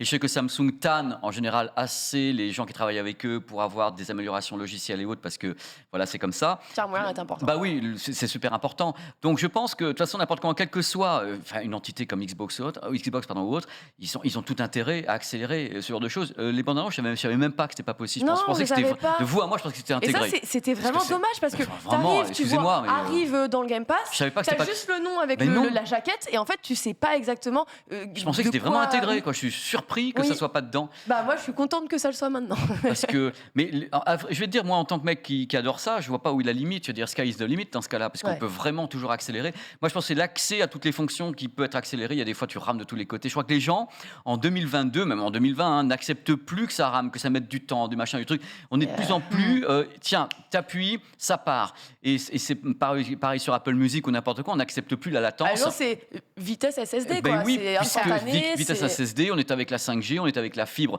Pour les gens qui peuvent avoir la fibre. Sunday n'a plus le temps déjà. Donc on n'accepte plus les latences, on n'accepte plus pas avoir les infos dès qu'on appuie. C'est quelque chose, j'en ai parlé justement avec les gens de Netflix, qui ont aussi qu'est-ce qui se passe entre le temps d'appui sur la télécommande et à quel serveur ça part. C'est très très compliqué. J'en avais fait une vidéo sur la chaîne, on va recommencer parce que je vais aller voir les fermes de serveurs. Parce que tout le challenge est là. On est des centaines de milliers appuyés sur le même bouton en même temps sur la télécommande. Que se passe-t-il? C'est cringe quand ils pensent. Le transfert, l'autoroute est gigantesque. Les nœuds, c'est les opérateurs. Et tout est variable par rapport à ça. Mais là, on part dans des gros délires. Mais je pense qu'à la base, il y a toujours ce qui donne l'impulsion et après ce qui est traité par les réseaux. C'est-à-dire qu'en effet, Xbox peut toujours dire « Ah oui, oh là là, ça va vite ». Mais si derrière, il y a des nœuds de réseau, des machins, des opérateurs, il peut toujours avoir une latence. Tout est là sur le gaming, on le sait tous. Mais les progrès sont gigantesques. Et tu te retrouves avec souvent le Netflix ADSL dans un petit village qui se lance plus vite que ton Netflix fibre optique en pleine heure de pointe. Ça dépend du nœud. C'est ça, en fait. De taux de fréquentation, d'opérateur. C'est exactement ça. Est-ce que c'est les serveurs d'Amazon? Est-ce que les serveurs d'Orange? Exact. Et tout est lié à ça, c'est linké.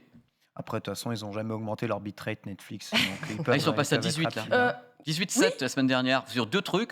On m'a envoyé les captures écran et mes petits loulous m'ont envoyé ça sur internet. J'ai dit tiens, ils ont fait une erreur dans les boutons. Les mecs ont dû s'asseoir avec les moufles sur le truc. Tiens, on va foutre à 18 les gars. Et après, on va remonter à 15. Hein, donc, voilà.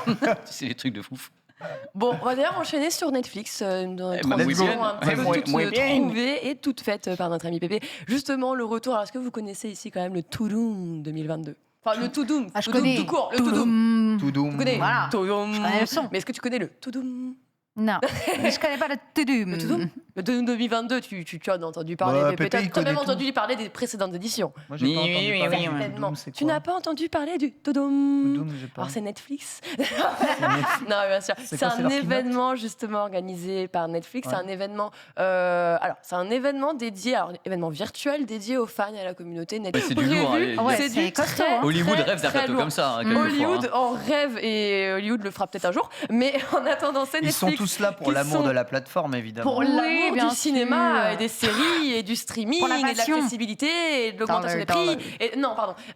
En tout cas, Netflix, avec leur Fandom Célébration, vont quand même prévoir plus de 120 émissions dédiées autour des films.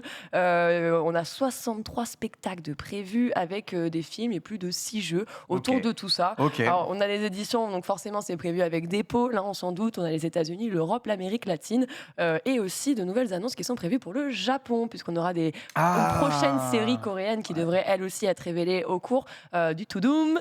J'adore le dire, désolé. Et voilà, donc pas mal de bonnes choses qui sont à prévoir et normalement une pluie d'annonces qui devrait être faite très prochainement à partir du 24. C'est que le fait qu'il y ait de nombreux dramas coréens sur Netflix, c'est une des raisons qui fait que j'ai pas encore résilié mon abonnement. Ouais, c'est terrible. Du coup, ton algorithme est complètement coréanisé. Coréanisé, japanisé, un peu. Au milieu de tout ça, doit bien y avoir Cobra Kai. Ah, mais sinon, ouais. Ah, et Brooklyn Nine-Nine. Ah oui. Ah merci. Voilà. Et la dernière saison. On adore. Je te laisse continuer.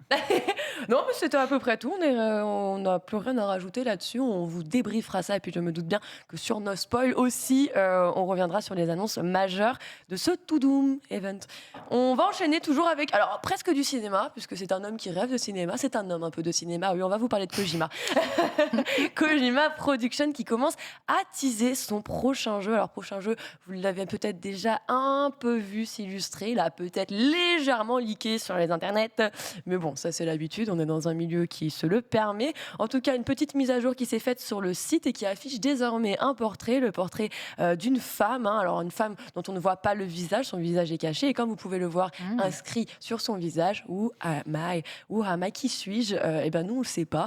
Et je pense qu'on va très prochainement le découvrir, on s'en doute. Qui, ça Justement, alors le nom de code de ce jeu, on le rappelle, pour le moment, c'était le fameux Overdose, dont on ne sait pas grand-chose dans la finalité.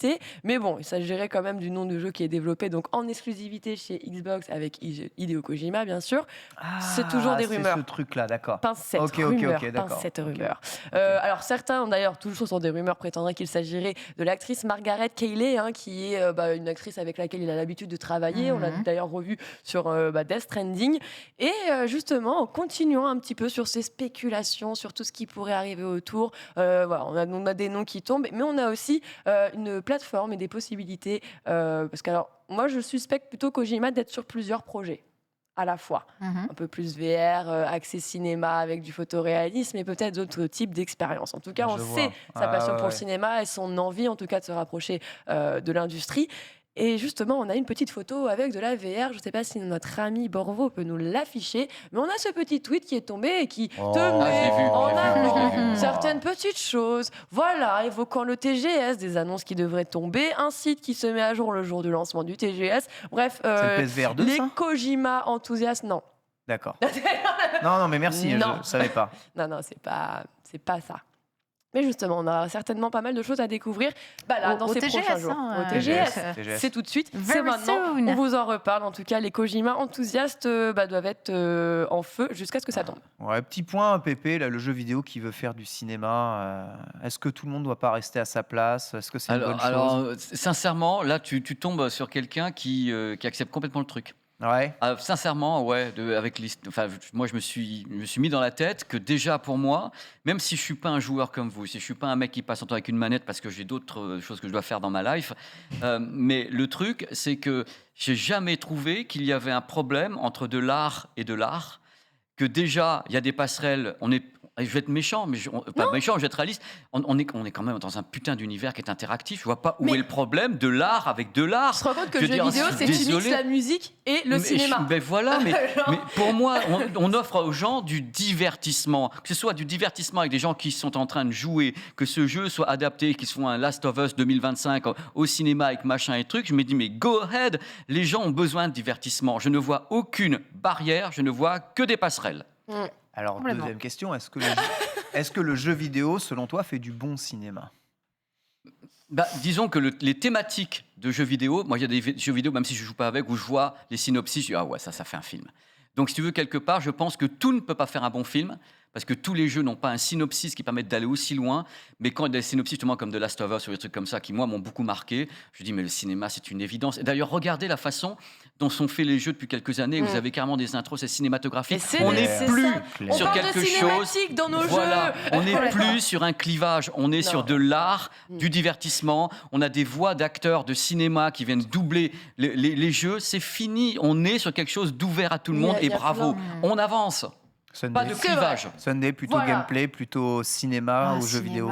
Le nombre de jeux que j'ai regardés sur YouTube finalement, parce que juste, je veux voir. Non, mais c'est dramatique. Mais comment ça, c'est dramatique? Si t'as pas le temps de jouer ou que t'es un peu naze au jeu, on est d'accord, on est de la même école. On est de la même école. Je le fais à l'infini, mais c'est dramatique de te dire t'as fini un jeu sur YouTube. Non, j'ai pas fini le jeu sur YouTube, mais genre je l'ai regardé, tu vois. Et par exemple, alors The Last of Us, j'ai jamais réussi à finir de le regarder, mais ça fait partie de ces jeux où je suis pas à l'aise d'y jouer, mais c'est tellement une belle expérience, c'est tellement des belles histoires qui sont racontées que juste le regarder sans y jouer est un plaisir immense. Et j'aimerais plus de formats justement qui reprennent ces codes-là et qui en font vraiment des films sans partie gameplay. C'est merveilleux. Textou, c'est un peu cette volonté. Si Joseph Fares aujourd'hui est dans l'industrie du jeu vidéo, c'est que lui, initialement, avec sa famille, ils sont issus de l'univers du cinéma. Son frère Fares, comédien, papa pareil, dans l'industrie. Et qu'est-ce qu'il s'est dit? Ok, j'adore le cinéma, c'est ma vie, j'adore ça. Mais on est quand même limité. On réévoquait tout à l'heure les problèmes avec James Cameron, la 3D, tout ça. On est limité. Qu'est-ce qu'il s'est dit? Moi, je vais là où il n'y a pas de limite, là où je peux faire des films, mais où je n'ai plus de limite. Et du coup, c'est toute la beauté de l'univers et de l'industrie, en tout cas, du jeu vidéo.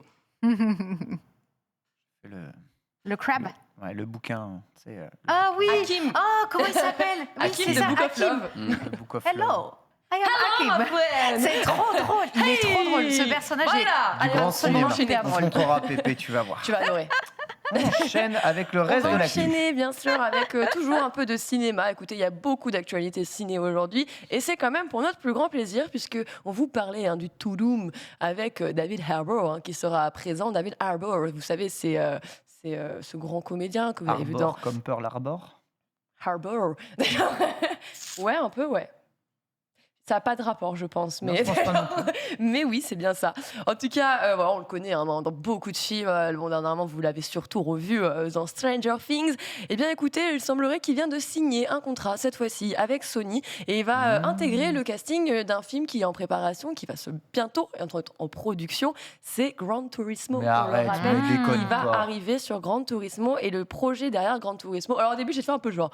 Oh, ok... Bon, moi, Gran Turismo, je sais pas si c'est un film que j'irai voir.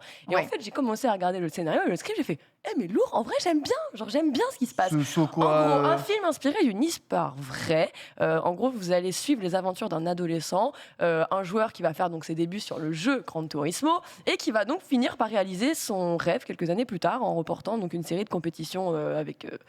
un grand groupe, Nissan, qui du coup va rencontrer ce David Harbour. David Harbour, en gros, c'est un ancien pilote qui a pris sa retraite et qui va finalement devenir un petit peu son tuteur, puisqu'il va accompagner l'adolescent donc dans ses nouvelles épreuves. Et du coup, c'est un peu à l'image de Doug Hudson qui reprend avec Flash McQueen. Classique. Donc assez classico, mais cool, assez inspiré, puisque ça viendra un peu mixer tout ce qu'on en connaît avec le jeu vidéo, cette fois-ci, qui viendra intervenir pour quand même représenter... Moi, j'ai envie d'y croire. Franchement, Gran Turismo, le film, quoi. J'ai envie d'y croire. J'ai envie d'y croire. Et du coup, l'acteur est charismatique. Charles, à l'époque, avait repris justement l'histoire avec Flash McQueen et tout ça. Donc là, ça va être cette fois-ci en version film, mêlé à Gran Turismo. Et quand je vois du coup l'acteur qui a été sélectionné, ça me rassure plutôt. Et je me dis, ça a l'air sympa. C'est vraiment un très bon acteur. C'est un acteur génial. Avec Bryan Cranston, vraiment, je les mets dans mes top acteurs ever. Parce qu'ils sont déclassés, les mecs. C'est des rôles physiques en plus. Tous les jeux Sony, PlayStation Studio, on finira en film en fait à ce rythme-là.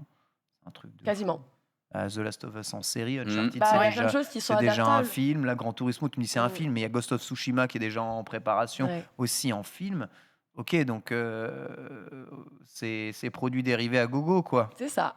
J'ai du mal à dire qu'un film est un produit dérivé, mais l'idée, elle est vraie. Mais c'est ouf, mais c'est ça. C'est devenu des propriétés intellectuelles. Il faut dire une chose, c'est jeux. Avant, ont une propriété intellectuelle. On faisait des jeux vidéo de films avant. Maintenant, on fait des films de jeux vidéo. Bien sûr. Mais c'est symptomatique.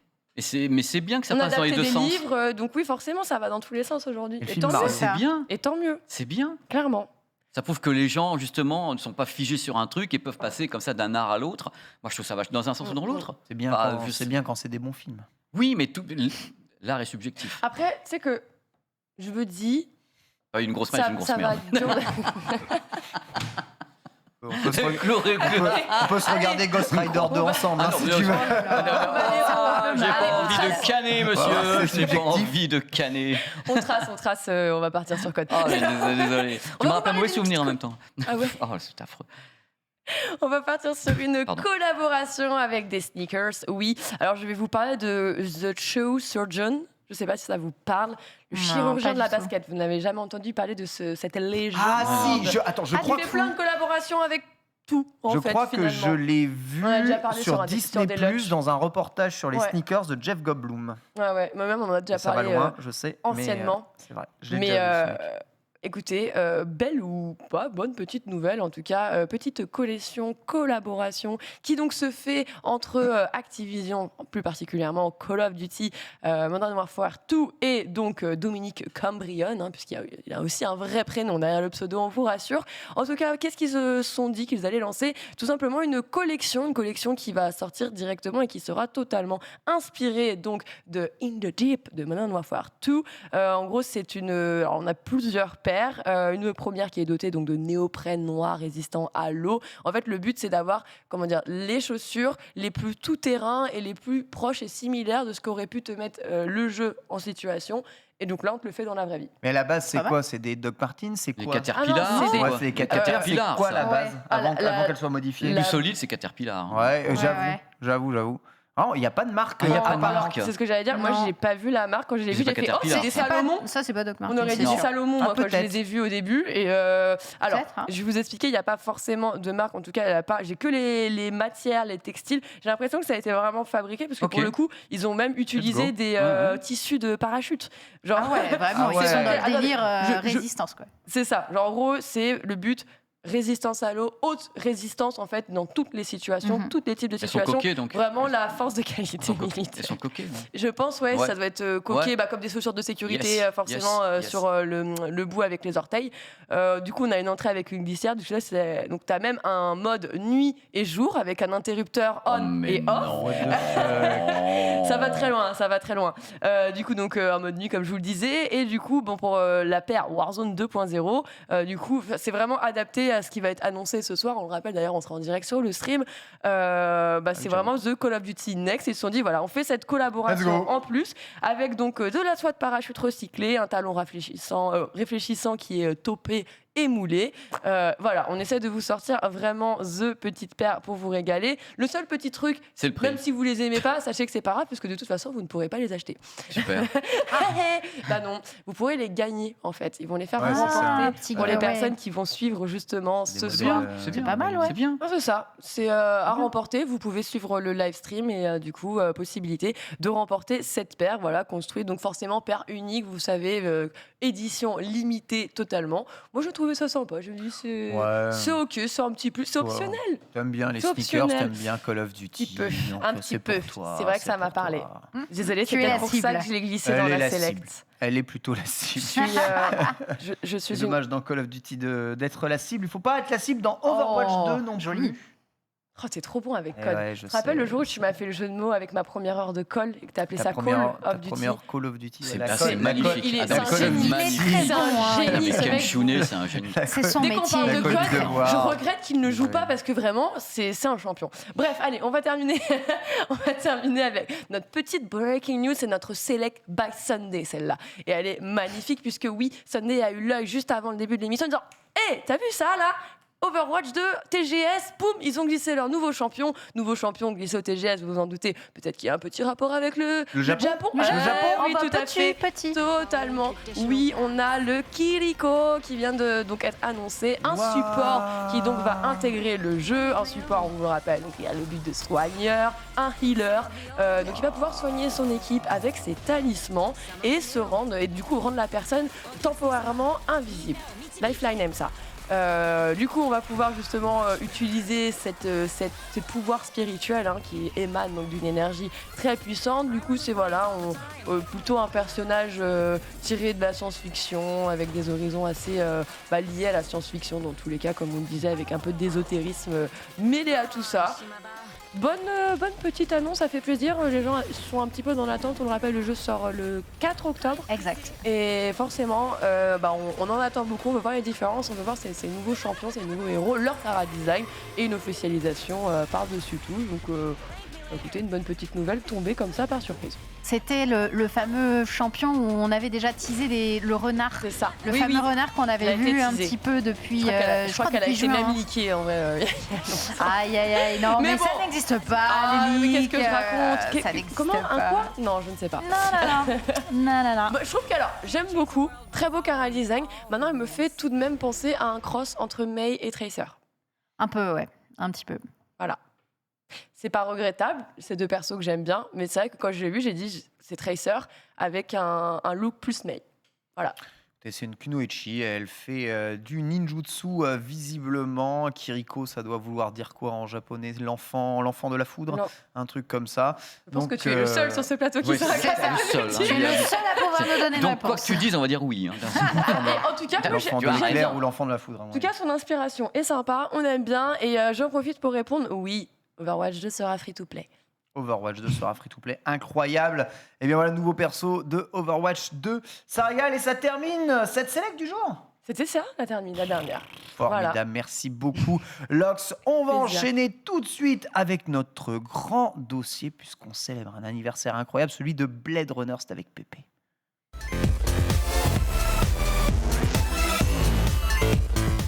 Sorti en 1982, il a 40 ans, c'est-à-dire qu'il est plus vieux que Pepe Garcia. Blade Runner, le film, est aujourd'hui célébré par un des plus grands fans, évidemment, de ce film qui soit Mais le par grand contre, je l'ai Pépé. pas vécu en salle à la sortie, il faut arrêter aussi. c'est un Est-ce que ce Ouais, serait pas le film qui t'a fait aimer le C'était en cinéma? salle. Non, Oh, Non, alors le film qui m'a fait aimer le cinéma, Ouais. c'est pas celui-là, mais c'est du même réalisateur. ok, Ridley Scott. C'est Ridley Scott. C'est Alien C'est Alien. Ah ouais, d'accord. forcément. Et quand j'ai pas pu le voir en tant que gamin, puisque quand Alien est sorti, moi j'avais 4 ans, donc on n'a pas pu aller au cinéma. Mais quand j'ai vu pour la première fois Alien, et j'ai fait dans la foulée Alien, Blade Runner, je me suis intéressé à Ridley Scott. Quand j'ai vu Alien, j'ai vu cet opéra cosmique, j'ai vu la façon d'utiliser la Steadicam dans les coursives, comme l'avait fait justement Stanley Kubrick dans 2001, enfin 2001, dans The Shining, parce que 2001 c'est pour après, tu sais, quand il court dans le labyrinthe, et l'utilisation de la Steadicam, moi qui étais un passionné de cinéma, pour moi, dans Alien, l'utilisation, elle est magnifique. Et je trouve que c'est un film qui est marquant. Et tu vois, tous les films qui prennent des monstres dans l'espace sont tous inspirés d'Alien la plupart du temps. C'est clair. C'est dans la clair. construction des vaisseaux, l'influence, les influences. Même le jeu vidéo, hein, je peux te le dire. Oui, Le c'est jeu. une influence massive. C'est pour ça qu'il y a des jeux milieux. vidéo qui sont Alien, tu as Alien Isolation et autres Ouais. qui sont Mais même justement... dans l'univers sonore, c'est-à-dire que dès qu'on essayait de reproduire une ambiance un peu à la Ah ouais, Alien, tu ouais. retrouvais les mêmes samples un petit peu. Exactement. C'est trop fort. La même Beaucoup façon trop de fort. filmer, de mettre en scène le monstre sur les mâchoires et autres. C'est Trop fou. fort. Donc je pense que Ridley Scott est un génie. Il n'y a pas eu que Gladiator, puisqu'il y a également des films comme ça. Il a fait Gladiator quand même, ce garçon. Donc moi, je suis un fan de base. Et là, quand j'ai vu Blade Runner, j'ai en effet eu un choc, parce que pour moi, c'était tout ce que j'attendais du cinéma de science-fiction. C'est-à-dire à la fois une histoire, une vraie, et on va en parler, parce que c'est extrait d'un bouquin, d'un roman de Philippe K. Dick, qui est déjà quelqu'un que j'aimais beaucoup. Et quand tu vois le nom du roman qui a été traduit en français par Les androïdes rêvent-ils de moutons électriques, rien que cette phrase, vous vous rendez compte la Fort, hein. portée de la phrase? C'est ce qu'on disait tout à l'heure, parce que Ouais. pour les gens qui étaient pas là, on a eu un débat justement sur l'intelligence artificielle, la façon dont elle commence à imiter doucement ce qu'étaient les êtres humains. Cette phrase, elle veut tout dire. C'était quelque chose qui me projetait en tant qu'enfant dans un avenir où peut-être la création de l'homme allait être capable d'être vraiment un être humain. Qu'est-ce qui caractérise l'être humain, notamment, comme certains animaux, mais pas de la même façon? C'est la faculté de rêver, de créer un imaginaire par soi-même, par ses propres synapses qui, de façon nocturne, se détendent et balancent tout ce melting pot, ce vortex d'idées. C'est hyper avant-gardiste pour l'époque d'avoir une Regarde réflexion cette intro pareille. parce qu'elle est passée pendant que les gens nous regardent derrière nous. Alors, il faut savoir que donc à la base, ce qui m'a plu, c'était déjà, moi je m'étais intéressé à Philippe K. Dick déjà sur les œuvres. Dans l'œuvre, c'était vraiment la différence. Qu'est-ce qui différencie un être humain d'une machine créée par un être humain? Et qu'est-ce qui permet de discerner la leçon qu'on a eue tout à l'heure avec justement ça? Et justement, ce questionnement, qu'est-ce qui nous rend plus humains que certaines machines qu'on aurait créées également? Tu vois, tout ça, c'est dans ce Blade Runner. Il faut savoir, on va replanter un petit peu le Blade Runner. C'est Los Angeles du futur, une horreur. Hein. 2019, le futur. Hein. Alors, il faut savoir que on est déjà dedans. Mais la vision, c'est pour repasser le début, justement, cette vision déjà de Los Angeles qui était dark, qui était moite, qui était inhabitable, qui était polluée, qui était une horreur, tellement une horreur. Déjà, on avait peu d'espoir en le futur. On avait peu d'espoir. Et déjà, de fait que c'était inhabitable, il y a des êtres humains qui sont habités ailleurs, et on avait c'était pas des androïdes, c'est des réplicants. Je vais expliquer les notions de réplicants dans le film, justement, de Ridley Scott. Le réplicant n'est pas une machine, c'est pas Terminator. C'est-à-dire si tu tues un réplicant, c'est pas des rouages derrière, c'est pas tout ça. C'est vraiment créé à partir d'organes créés de manipulation génétique. Alors c'est ça, le réplicant. Un humain de synthèse. Un humain de synthèse, et il y a cette génération justement dont on va parler, qui est les Nexus 6, qui sont les réplicants que va chasser justement Harrison Ford. Les Nexus 6 sont les plus perfectionnés, ils sont indécelables. Il y a des façons de le déceler, c'est leur poser des questions sur l'empathie. On en parlait tout à l'heure. Quand on commence à parler à un Nexus 6 d'empathie envers les animaux ou envers un autre Nexus 6 envers les êtres humains, on s'aperçoit que l'empathie, il y a des problèmes d'empathie. Et après, on analyse également la pupille, le mouvement de la pupille. C'est pour ça que dans Blade Runner, tu as souvent des gros plans sur les yeux. Et ça ouvre sur un œil d'ailleurs. Il y a 7 versions du film. Hein.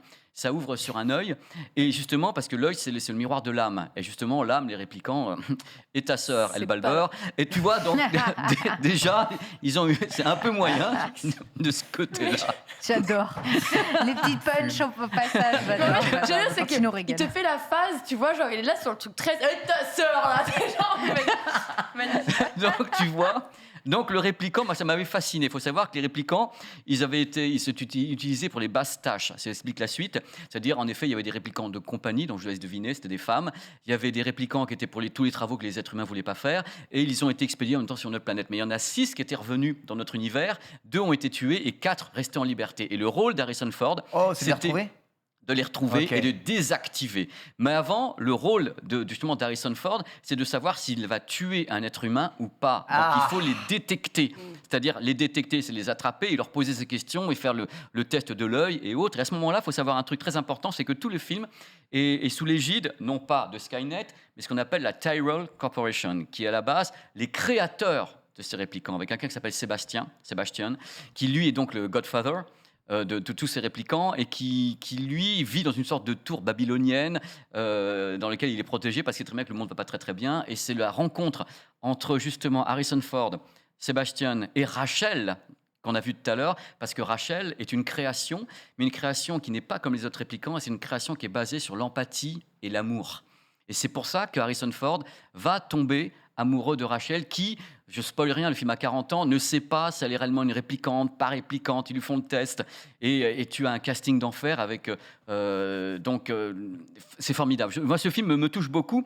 Il me touche parce qu'il y a une histoire quand même d'amour qui est née entre justement ce chasseur qui est là pour les tuer, et en même temps des réplicants avec lesquels il a du mal à ne pas sentir malgré tout une empathie. Il faut savoir que dans les 7 versions du film, on a des visions différentes de qui est réellement donc Harrison Ford, donc Descartes, qui est-il, quelle est la relation avec Rachel. Tu as des versions où à la fin on voit Rachel et Harrison Ford dans une voiture, on ne la voit pas. Donc il n'y a qu'une seule version qui a été avalisée par Ridley Scott, c'est le Final Cut. Ok.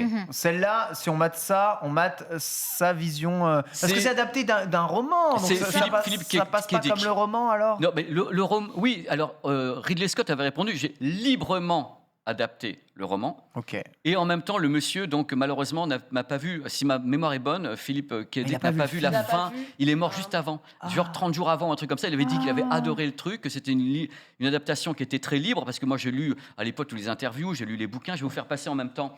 On pourra peut-être les montrer à l'écran. C'est 2 fois le même. Hein. Ça, c'est en même temps les storyboards qui sont là. Il y a le Blu-ray disc. Ils sont magnifiques. Les storyboards, c'est à tomber par terre. Je tournais une page, quoi, Pépé. C'est une page. Regardez-moi ça. C'est vous qui aimez le jeu vidéo, les storyboards, c'est à tomber par terre. Et tout est comme ça dans ce bouquin. C'est les collectors. Qui se lit dans les 2 sens. Hein. Vous avez endroit et envers. C'est-à-dire que tu peux recommencer dans l'autre sens. Ah oui, d'accord. Tu vois.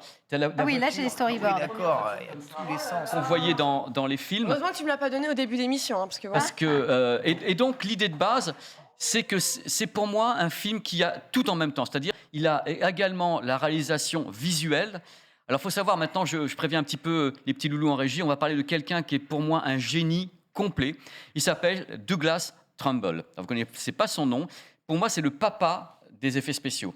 Alors, c'est quelqu'un qui est fabuleux. Il a créé les effets spéciaux de 2001 Odyssée de l'espace. C'est-à-dire que tous les vaisseaux spatiaux... Une référence encore aujourd'hui. Voilà, de 2001 Odyssée de l'espace. Mais il travaillait avec Charles Winston. Avec Charles Winston. C'est le mec qui faisait des FX d'Alien, oui, c'est ça. machin. Bah Après, oui, il a fait l'école de FX et tout ça. Il a travaillé sur Rencontre troisième type, Brainstorm, Star Trek The Movie, Alien et Predator. Je sais non, pas. il l'avait pas fait. Je sais pas. Mais Trumbull, c'est pour moi le mec qui a créé entièrement tout l'imaginaire qu'on connaît de la science-fiction aujourd'hui au niveau visuel. Tous les réalisateurs, quelconque soit-il, ils doivent avoir une statue de Douglas Trumbull chez eux parce que le mec a tout créé. Quand tu vois les effets spéciaux de 2000 ans d'espace qui doit être de 68, tu vois la perfection des vaisseaux dans l'espace, c'est Trumbull. Et à l'époque, tout le monde dit mais c'est pas possible, comment on peut faire ça? C'est des maquettes, il avait la façon d'éclairer, il avait les idées sur Rencontre troisième type. Il y a un film génial de lui qui s'appelle Silent Running qui explique la fuite depuis la planète Terre de gens qui vont sur un vaisseau spatial et qui essayent de préserver les dernières traces de végétation. Et le vaisseau spatial est une serre géante. C'est une serre géante balancée dans l'espace. Et le truc qui est fou, et l'histoire est touchante, je vais en parler presque avec les larmes aux yeux, parce que Silent Running est un film très fort pour moi. En fin de compte, il y avait des robots sur ce Silent Running, sur ce vaisseau qui transportait la végétation. Les êtres humains sont morts parce qu'ils ont vieilli, ils n'ont pas survécu. Il n'y avait que quelques êtres humains. Et tu vois les dernières images, c'est pas pour spoiler, le film il est vieux, c'est les robots qui ont appris à s'occuper de la végétation. Et tu les vois, ils sont en train de planter. Et tu vois le robot qui a appris ce qu'il devait prendre de l'homme, le meilleur de lui, comme le pire quelquefois, et le robot lui-même a décidé, de son propre chef, de faire vivre cette végétation. Et il s'occupe de la végétation. Voilà les robots. Ils étaient moches, on s'en fout. Mais c'est pas le problème. C'est spirituel. Le propos est pas la forme du... Donc eux, c'était des gens qui voulaient sauver, en effet, une partie, voilà, la serre géante. Regardez l'idée, on voit bien c'est une maquette là, par contre, contrairement à 2001.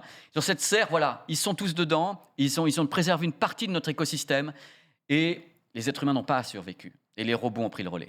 Et ça, je vous en parle, j'ai presque des frissons et des larmes aux yeux parce que c'est tout ce que j'attends du cinéma. Et c'est en effet ce qu'avait fait Ridley Scott avec Blade Runner, cet univers dark. On pense à un Tokyo dépressif quand on voit Blade Runner. On pense à Tokyo immédiatement. C'est pour ça qu'il y a des tas de séquences avec justement des gens qui sont dans la rue, ils mangent des nouilles et tout. C'est vraiment... Et le côté en même temps, si vous regardez bien Blade Runner sur la plupart des images dont tu parlais tout à l'heure avec ces murs, ces images géantes, la publicité, le film, il a 40 ans. Il y a 40 ans, il avait prévu déjà qu'on serait bombardé d'images dans nos vies, dans les rues, sur les buildings, il y a 40 ans. Tu te rends compte le pas... J'avoue que tu reviens de Times Square, c'est ça. Hein. Mais Times Square était déjà à 40 ans, c'est déjà un petit peu ça. Mais l'idée, c'est que lui avait tout vu, c'est-à-dire Douglas Trumbull. En effet, ils sont également inspirés d'un Français, c'est Morbius, qui était un dessinateur, qui avait travaillé également sur Blade Runner, qui a travaillé sur plein de trucs. Et c'est fou parce que c'était un vivier de talent, c'est-à-dire que tous les gens qui ont bossé sur Blade Runner ont tous eu des carrières derrière. C'est-à-dire, en effet, Douglas Trumbull, qui avait déjà une carrière, Ridley Scott, Harrison Ford, qui venait de Star Wars à l'époque. Tous les gens... Ah oui, il avait fait Star Wars. Ouais, non, mais il a tous fait les tellement gens... de trucs, Harrison Ford, il a su ont eu une carrière de ouf, parce que les décors, en même temps, sur Alien, c'était Giger qui avait travaillé dessus. Donc Giger, il faisait tout, c'est un dessinateur, c'était un peintre, c'est tout, Giger. Alors l'idée, c'est qu'en effet, le côté visionnaire du film ne doit pas cacher le fait que le questionnement de base, c'est est-ce qu'une machine, c'est pas des machines, des androïdes, mais des réplicants, est capable de se retrouver en face d'un être humain et de le tromper. C'est-à-dire de dire, on n'est pas des réplicants. Tout est là. Et tout dans ce film tente à penser justement qu'ils sont tellement bien faits. Ce sont des réplicants, donc biologiquement les mêmes, c'est des organes de synthèse, justement. Il y a du marché noir pour avoir l'œil de machin, le truc, le machin. Et est-ce qu'on peut tromper? Dans le film, on prouve qu'on arrive à un tel degré de perfection dans le réplicant qu'ils ont pu tromper, sauf Harrison Ford qui a ses tests et autres. Et tout est là. Et cet amour qui naît, c'est peut-être le truc le plus marquant, au-delà de la musique de Vangelis, qui est absolument incroyable. Cette musique de Vangelis qui s'est pris un Oscar, elle s'est pris un BAFTA, je ne sais plus quoi, ça s'est pris plein de trucs. Cette musique qui porte tout. Et c'est cette histoire qui naît entre Rachel et un mec qui est là pour chasser les réplicants, parce qu'il est là pour ça. Cette histoire, c'est une des plus belles histoires du cinéma. Et d'abord, Rachel, elle est magnifiquement belle. On la voit d'ailleurs dans 2049. Ils ont recréé numériquement dans 2049 pour donner justement la réplique. Et je ne sais pas ce qu'en pensent les gens quand j'en parle. J'ai tellement presque les larmes aux yeux parce que ce film il représente tellement pour moi. Et il y a également le rôle, bien sûr, de Roy Batty, qui est Rutger Hauer, qui est un type qui a une... Voilà, Rachel, elle est là. Et en même temps, si vous regardez un peu ces séquences avec Harrison Ford, c'est un désespoir total. Le mec, il n'a pas de vie. Il est dans un appartement qui est crade. Il n'y a pas de lumière parce que la pollution empêche d'avoir du soleil. Il y a une des versions justement de Blade Runner où à la fin, il voit le soleil. Il est avec Rachel dans la voiture. Il fait beau. Et c'est le moment où il est sorti de tout ça. Il a l'amour à côté de lui. Il a Rachel, qu'elle soit réplicante, pas réplicante. Alors, le truc que je devrais vous dire, parce que je vous laisse un peu pour la fin, c'est que ces réplicants ont été créés par Sébastien, donc par la Telluride Company, avec une durée de vie de 4 ans. 4 ans, Ils avaient 4 ans à vivre. Pourquoi ils n'avaient que 4 ans à vivre? Parce que lui-même, Telluride a dit, au bout de 4 ans, il serait carrément indécelable, même au test oculaire. Wow. C'est-à-dire qu'il deviendrait tellement humain. C'est down. Tu te rends compte, le truc, les frissons que ça donne, il dit, si on les laisse plus de 4 ans, c'est vraiment des êtres humains, on ne peut plus rien faire. Il n'y a plus de discernement. Ouais. Et donc, ça peut être des méchants, des gentils. Il n'y a plus de discernement au niveau des tests qu'on peut pratiquer sur eux, au niveau de l'empathie, parce qu'on voit bien au fur et à mesure du film que Rachel va développer une empathie envers Harrison Ford, la naissance d'un sentiment sur quelqu'un qu'on suppute répliquant. Je ne sais pas si vous vous rendez compte de la portée de ce que ça signifie. Une machine qui tomberait amoureuse, un répliquant qui tomberait carrément amoureuse d'un être humain ou pas, d'un chasseur de réplicants. Et il y a une très belle scène dans ce film, vous m'arrêterez quand il faudra l'arrêter. Il y a une scène où justement une fille de joie, qui est donc une réplicante, se fait tuer par lui. Tu sais, c'est une scène où elle court, et elle tombe sur des vitres. Les vitres se brisent, c'est au ralenti avec la musique de Vangelis, et elle s'écroule par terre. Et tu sais que tu n'as pas tué un être humain. Mais toi, comme tu es un être humain, tu vois un humanoïde qui tombe, tu chiales. Parce que l'être humain est foutu comme ça. Du moment qu'on voit même un robot qui est comme ça, il tombe par terre, oh le pauvre petit, parce qu'on est des êtres humains. Justement, le répliquant ne va pas dire le pauvre petit. Mais là, toi, tu regardes le film en tant qu'être humain et tu vois cette femme, cette créature, tu vois cette créature, cette réplicante qui se fait tuer par Harrison Ford, tu devrais être, à la limite, après tout, il a tué une créature. Non, il a tué un répliquant et tu chiales. C'est la force de ce film, c'est que nous, on est en train de regarder ce film, en tant qu'être humain, on ne fait plus de discernement entre nos propres sentiments envers des êtres humains et envers des réplicants. Et ça nous amène sur la scène finale, parce que faut en parler du moment où donc le personnage, donc Roy Batty, Rutger Hauer, se trouve confronté à Harrison Ford, donc son tueur. Et là, c'est le plus grand moment de cinéma pour moi, parce qu'à un moment donné, Harrison Ford il va tomber du haut d'un building. Et tu as le répliquant qu'il rattrape, il rattrape son tueur. Est-ce que c'est pas le plus beau signe d'humanité qui peut être fait au cinéma, sachant que l'autre est un putain de répliquant qui a 4 ans à vivre, qui en veut à son créateur parce qu'il voulait vivre plus longtemps, et il retient l'autre.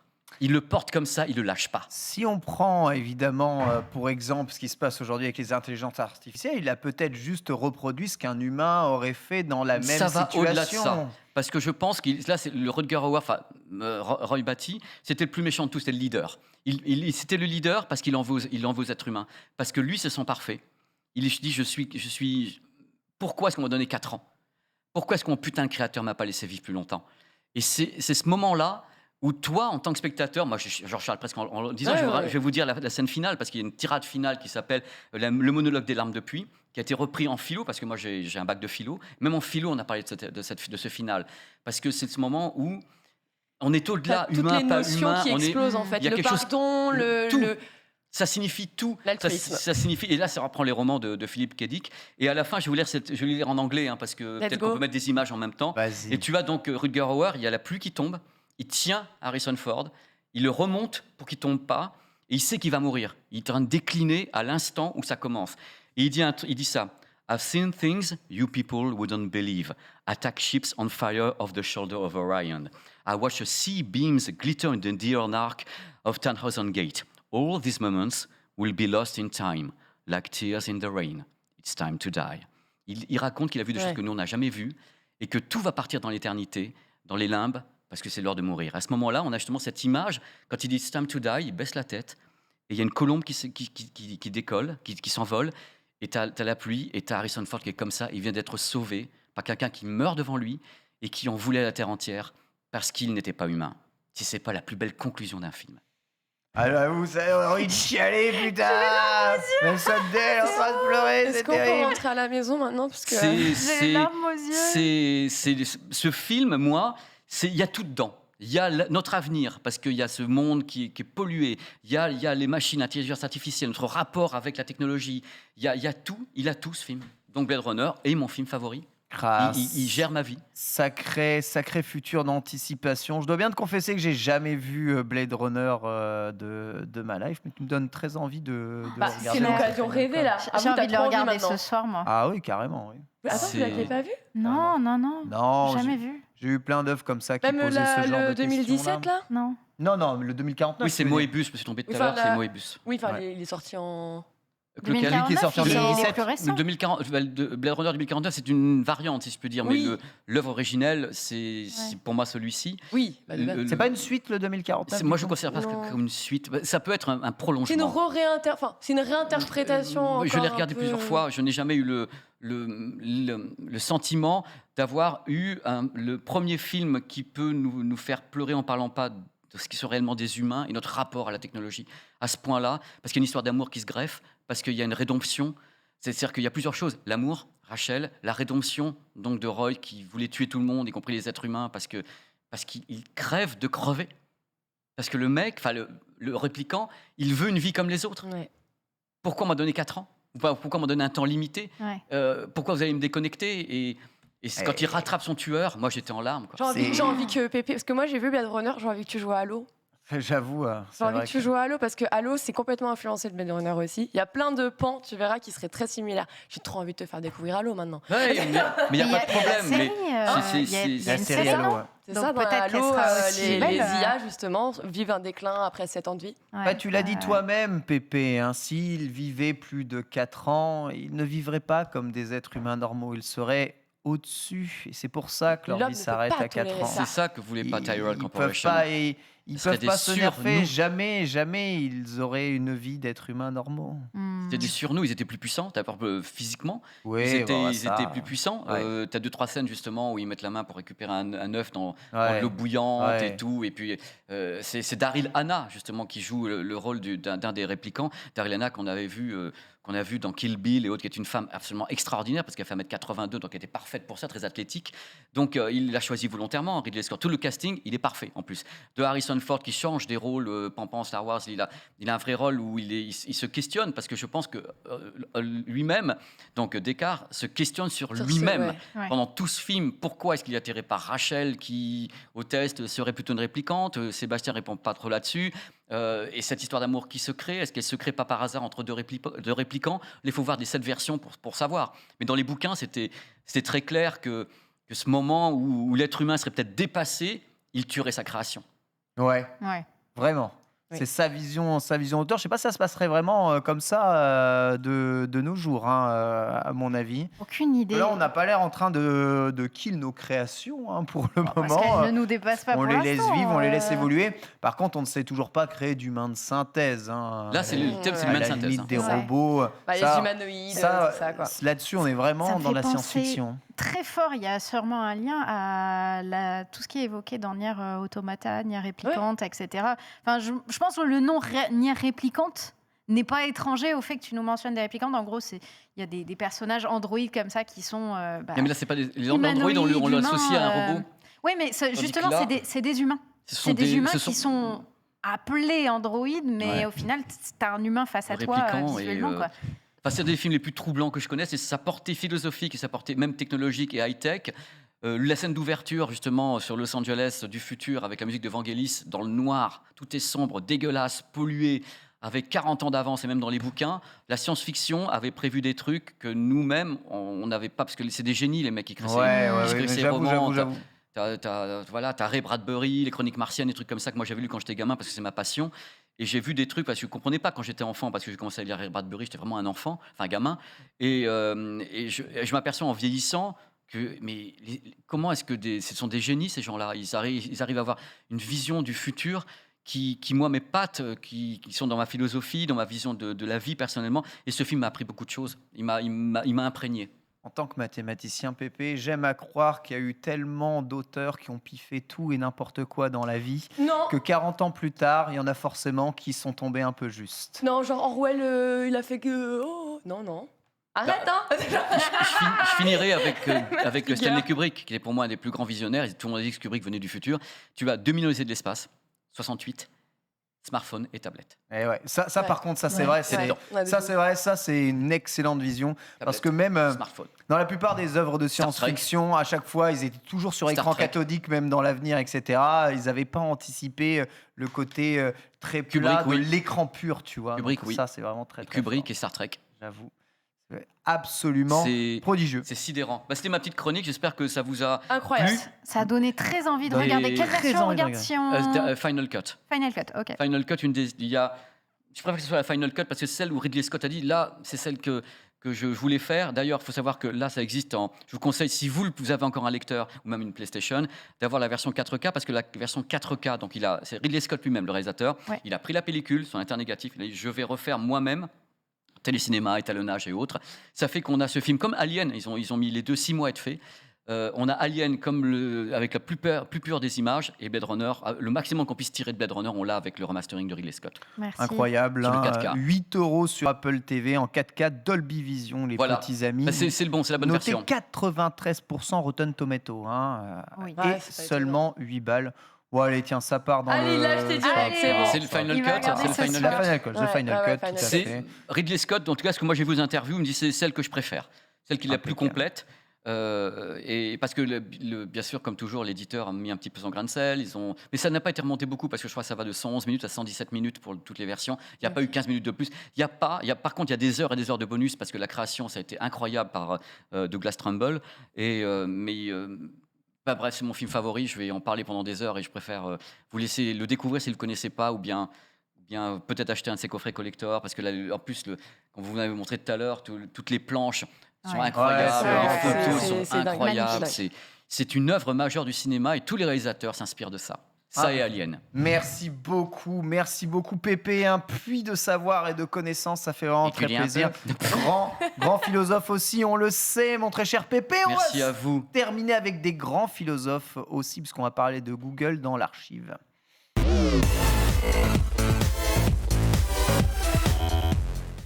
Est-ce que dans 40 ans, nous parlerons aussi de Google, la larme à l'œil, pour des raisons similaires aux larmes que peut avoir Pépé lorsqu'il parle de Blade Runner?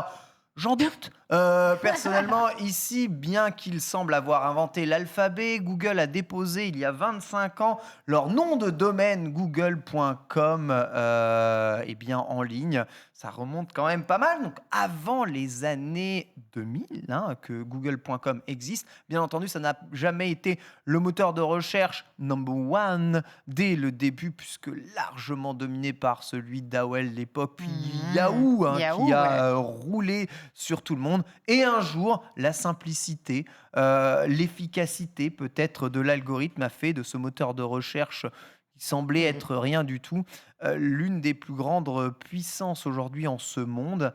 Google peut-il être arrêté, à ton avis, aujourd'hui dans sa quête grandissante de prolifération mondiale? Le truc, c'est qu'il faut parler d'investissement, parce que je pense que Google est la boîte qui... Merci. Je suis Google. Oui. Il sait que tu parles de lui. Il t'observe. Mais là, c'est grave. Il est là. Ça devient grave. Il C'est la preuve par tout t'observe. ce que tu veux. Google, je pense que c'est la tôle qui investit le plus dans leur recherche et développement. Et donc, comme ceux qui ont le plus de fric mis sur la... Merci Google. Tu n'es Merci, pas Google. chroniqueur de cette émission, Google. Merci Google, merci S'il Google. te plaît. Visiblement, ils veulent pas. Je pense que machin truc est la boîte qui investit le plus. Ok, Google, c'est le répliquant de Siri. Non, mais Siri n'a pas les mêmes fonctions. Google est un système de service. Là, encore une fois, si on va sur la chaîne, je suis allé enquêter chez Google directement. Et j'ai rencontré des ingés qui travaillent sur tout, sur ça peut être de l'aide à la personne, la mobilité, une canne pour les gens qui sont malvoyants, pour que Google permette une détection des marches, des machins, dans une lecture de code barre à voix haute. Google est capable de faire des tas de choses. Ils travaillent sur plusieurs segments d'aide à la personne. C'est pas uniquement de faire chier. Ils partent du principe que Google va t'aider, même si c'est pas toujours le cas. Ils partent de cette base-là. Siri, il n'y a peut-être pas cette notion d'aide de la même façon. Ils ont d'une autre vision de la chose, ça fonctionne très très bien avec certains trucs, mais je pense que Google est actuellement le plus complet, plus qu'Alexa, par exemple. Sunday, Google reste ton moteur de recherche par défaut de la vie? Mon Google, c'est effectivement mon meilleur pote, en tout cas sur Internet, c'est mon moteur de recherche, c'est mon navigateur Internet aussi, parce que multi-device, Chrome. J'avoue. Mec, multi-device, en fait, dès que tu bosses sur plusieurs, Je fais ça aussi. devices, support. outils, support, Ouais. voilà, support. C'est indispensable. Juste, c'est trop chiant sinon de faire les synchronisations, etc. Enfin, il y a des outils qui sont monstrueux à ce niveau-là. Et je ne me vois pas m'en passer, rien que pour les outils, en fait, simplement. Puis en termes de moteur de recherche, les stratégies récentes qu'ils ont eues, notamment le fait de simplifier l'accès à l'information hyper rapidement, en un clic, ta recherche, ta l'info direct, sans devoir passer par les sites. C'est dramatique pour les sites, mais pour le confort des utilisateurs, qu'est-ce que c'est bien! Ça régale. Lox, t'es team Google aussi? Complètement. Okay. Complètement d'ailleurs, mon iPhone est en conflit parce que j'ai même un clavier Google, j'ai le Gboard sur mon iPhone et ils s'embrouillent tous les deux. Voilà, moi je suis encore sur Bing, mais je tape comme recherche sur Bing le plus souvent Google. Ce qui témoigne évidemment du problème, probablement de tout ça. Cette émission touche à sa fin. Merci à toutes et à tous de nous avoir suivis. Merci Pépé d'avoir participé. Merci à vous tous, merci à tout le monde, aux petits loulous et tout, merci. Merci Sunday, évidemment. Merci Lox. On se retrouve dès demain pour vous parler du Tokyo Game Show. Tout de suite, la suite des programmes sur le stream. Bisous à tous et à demain.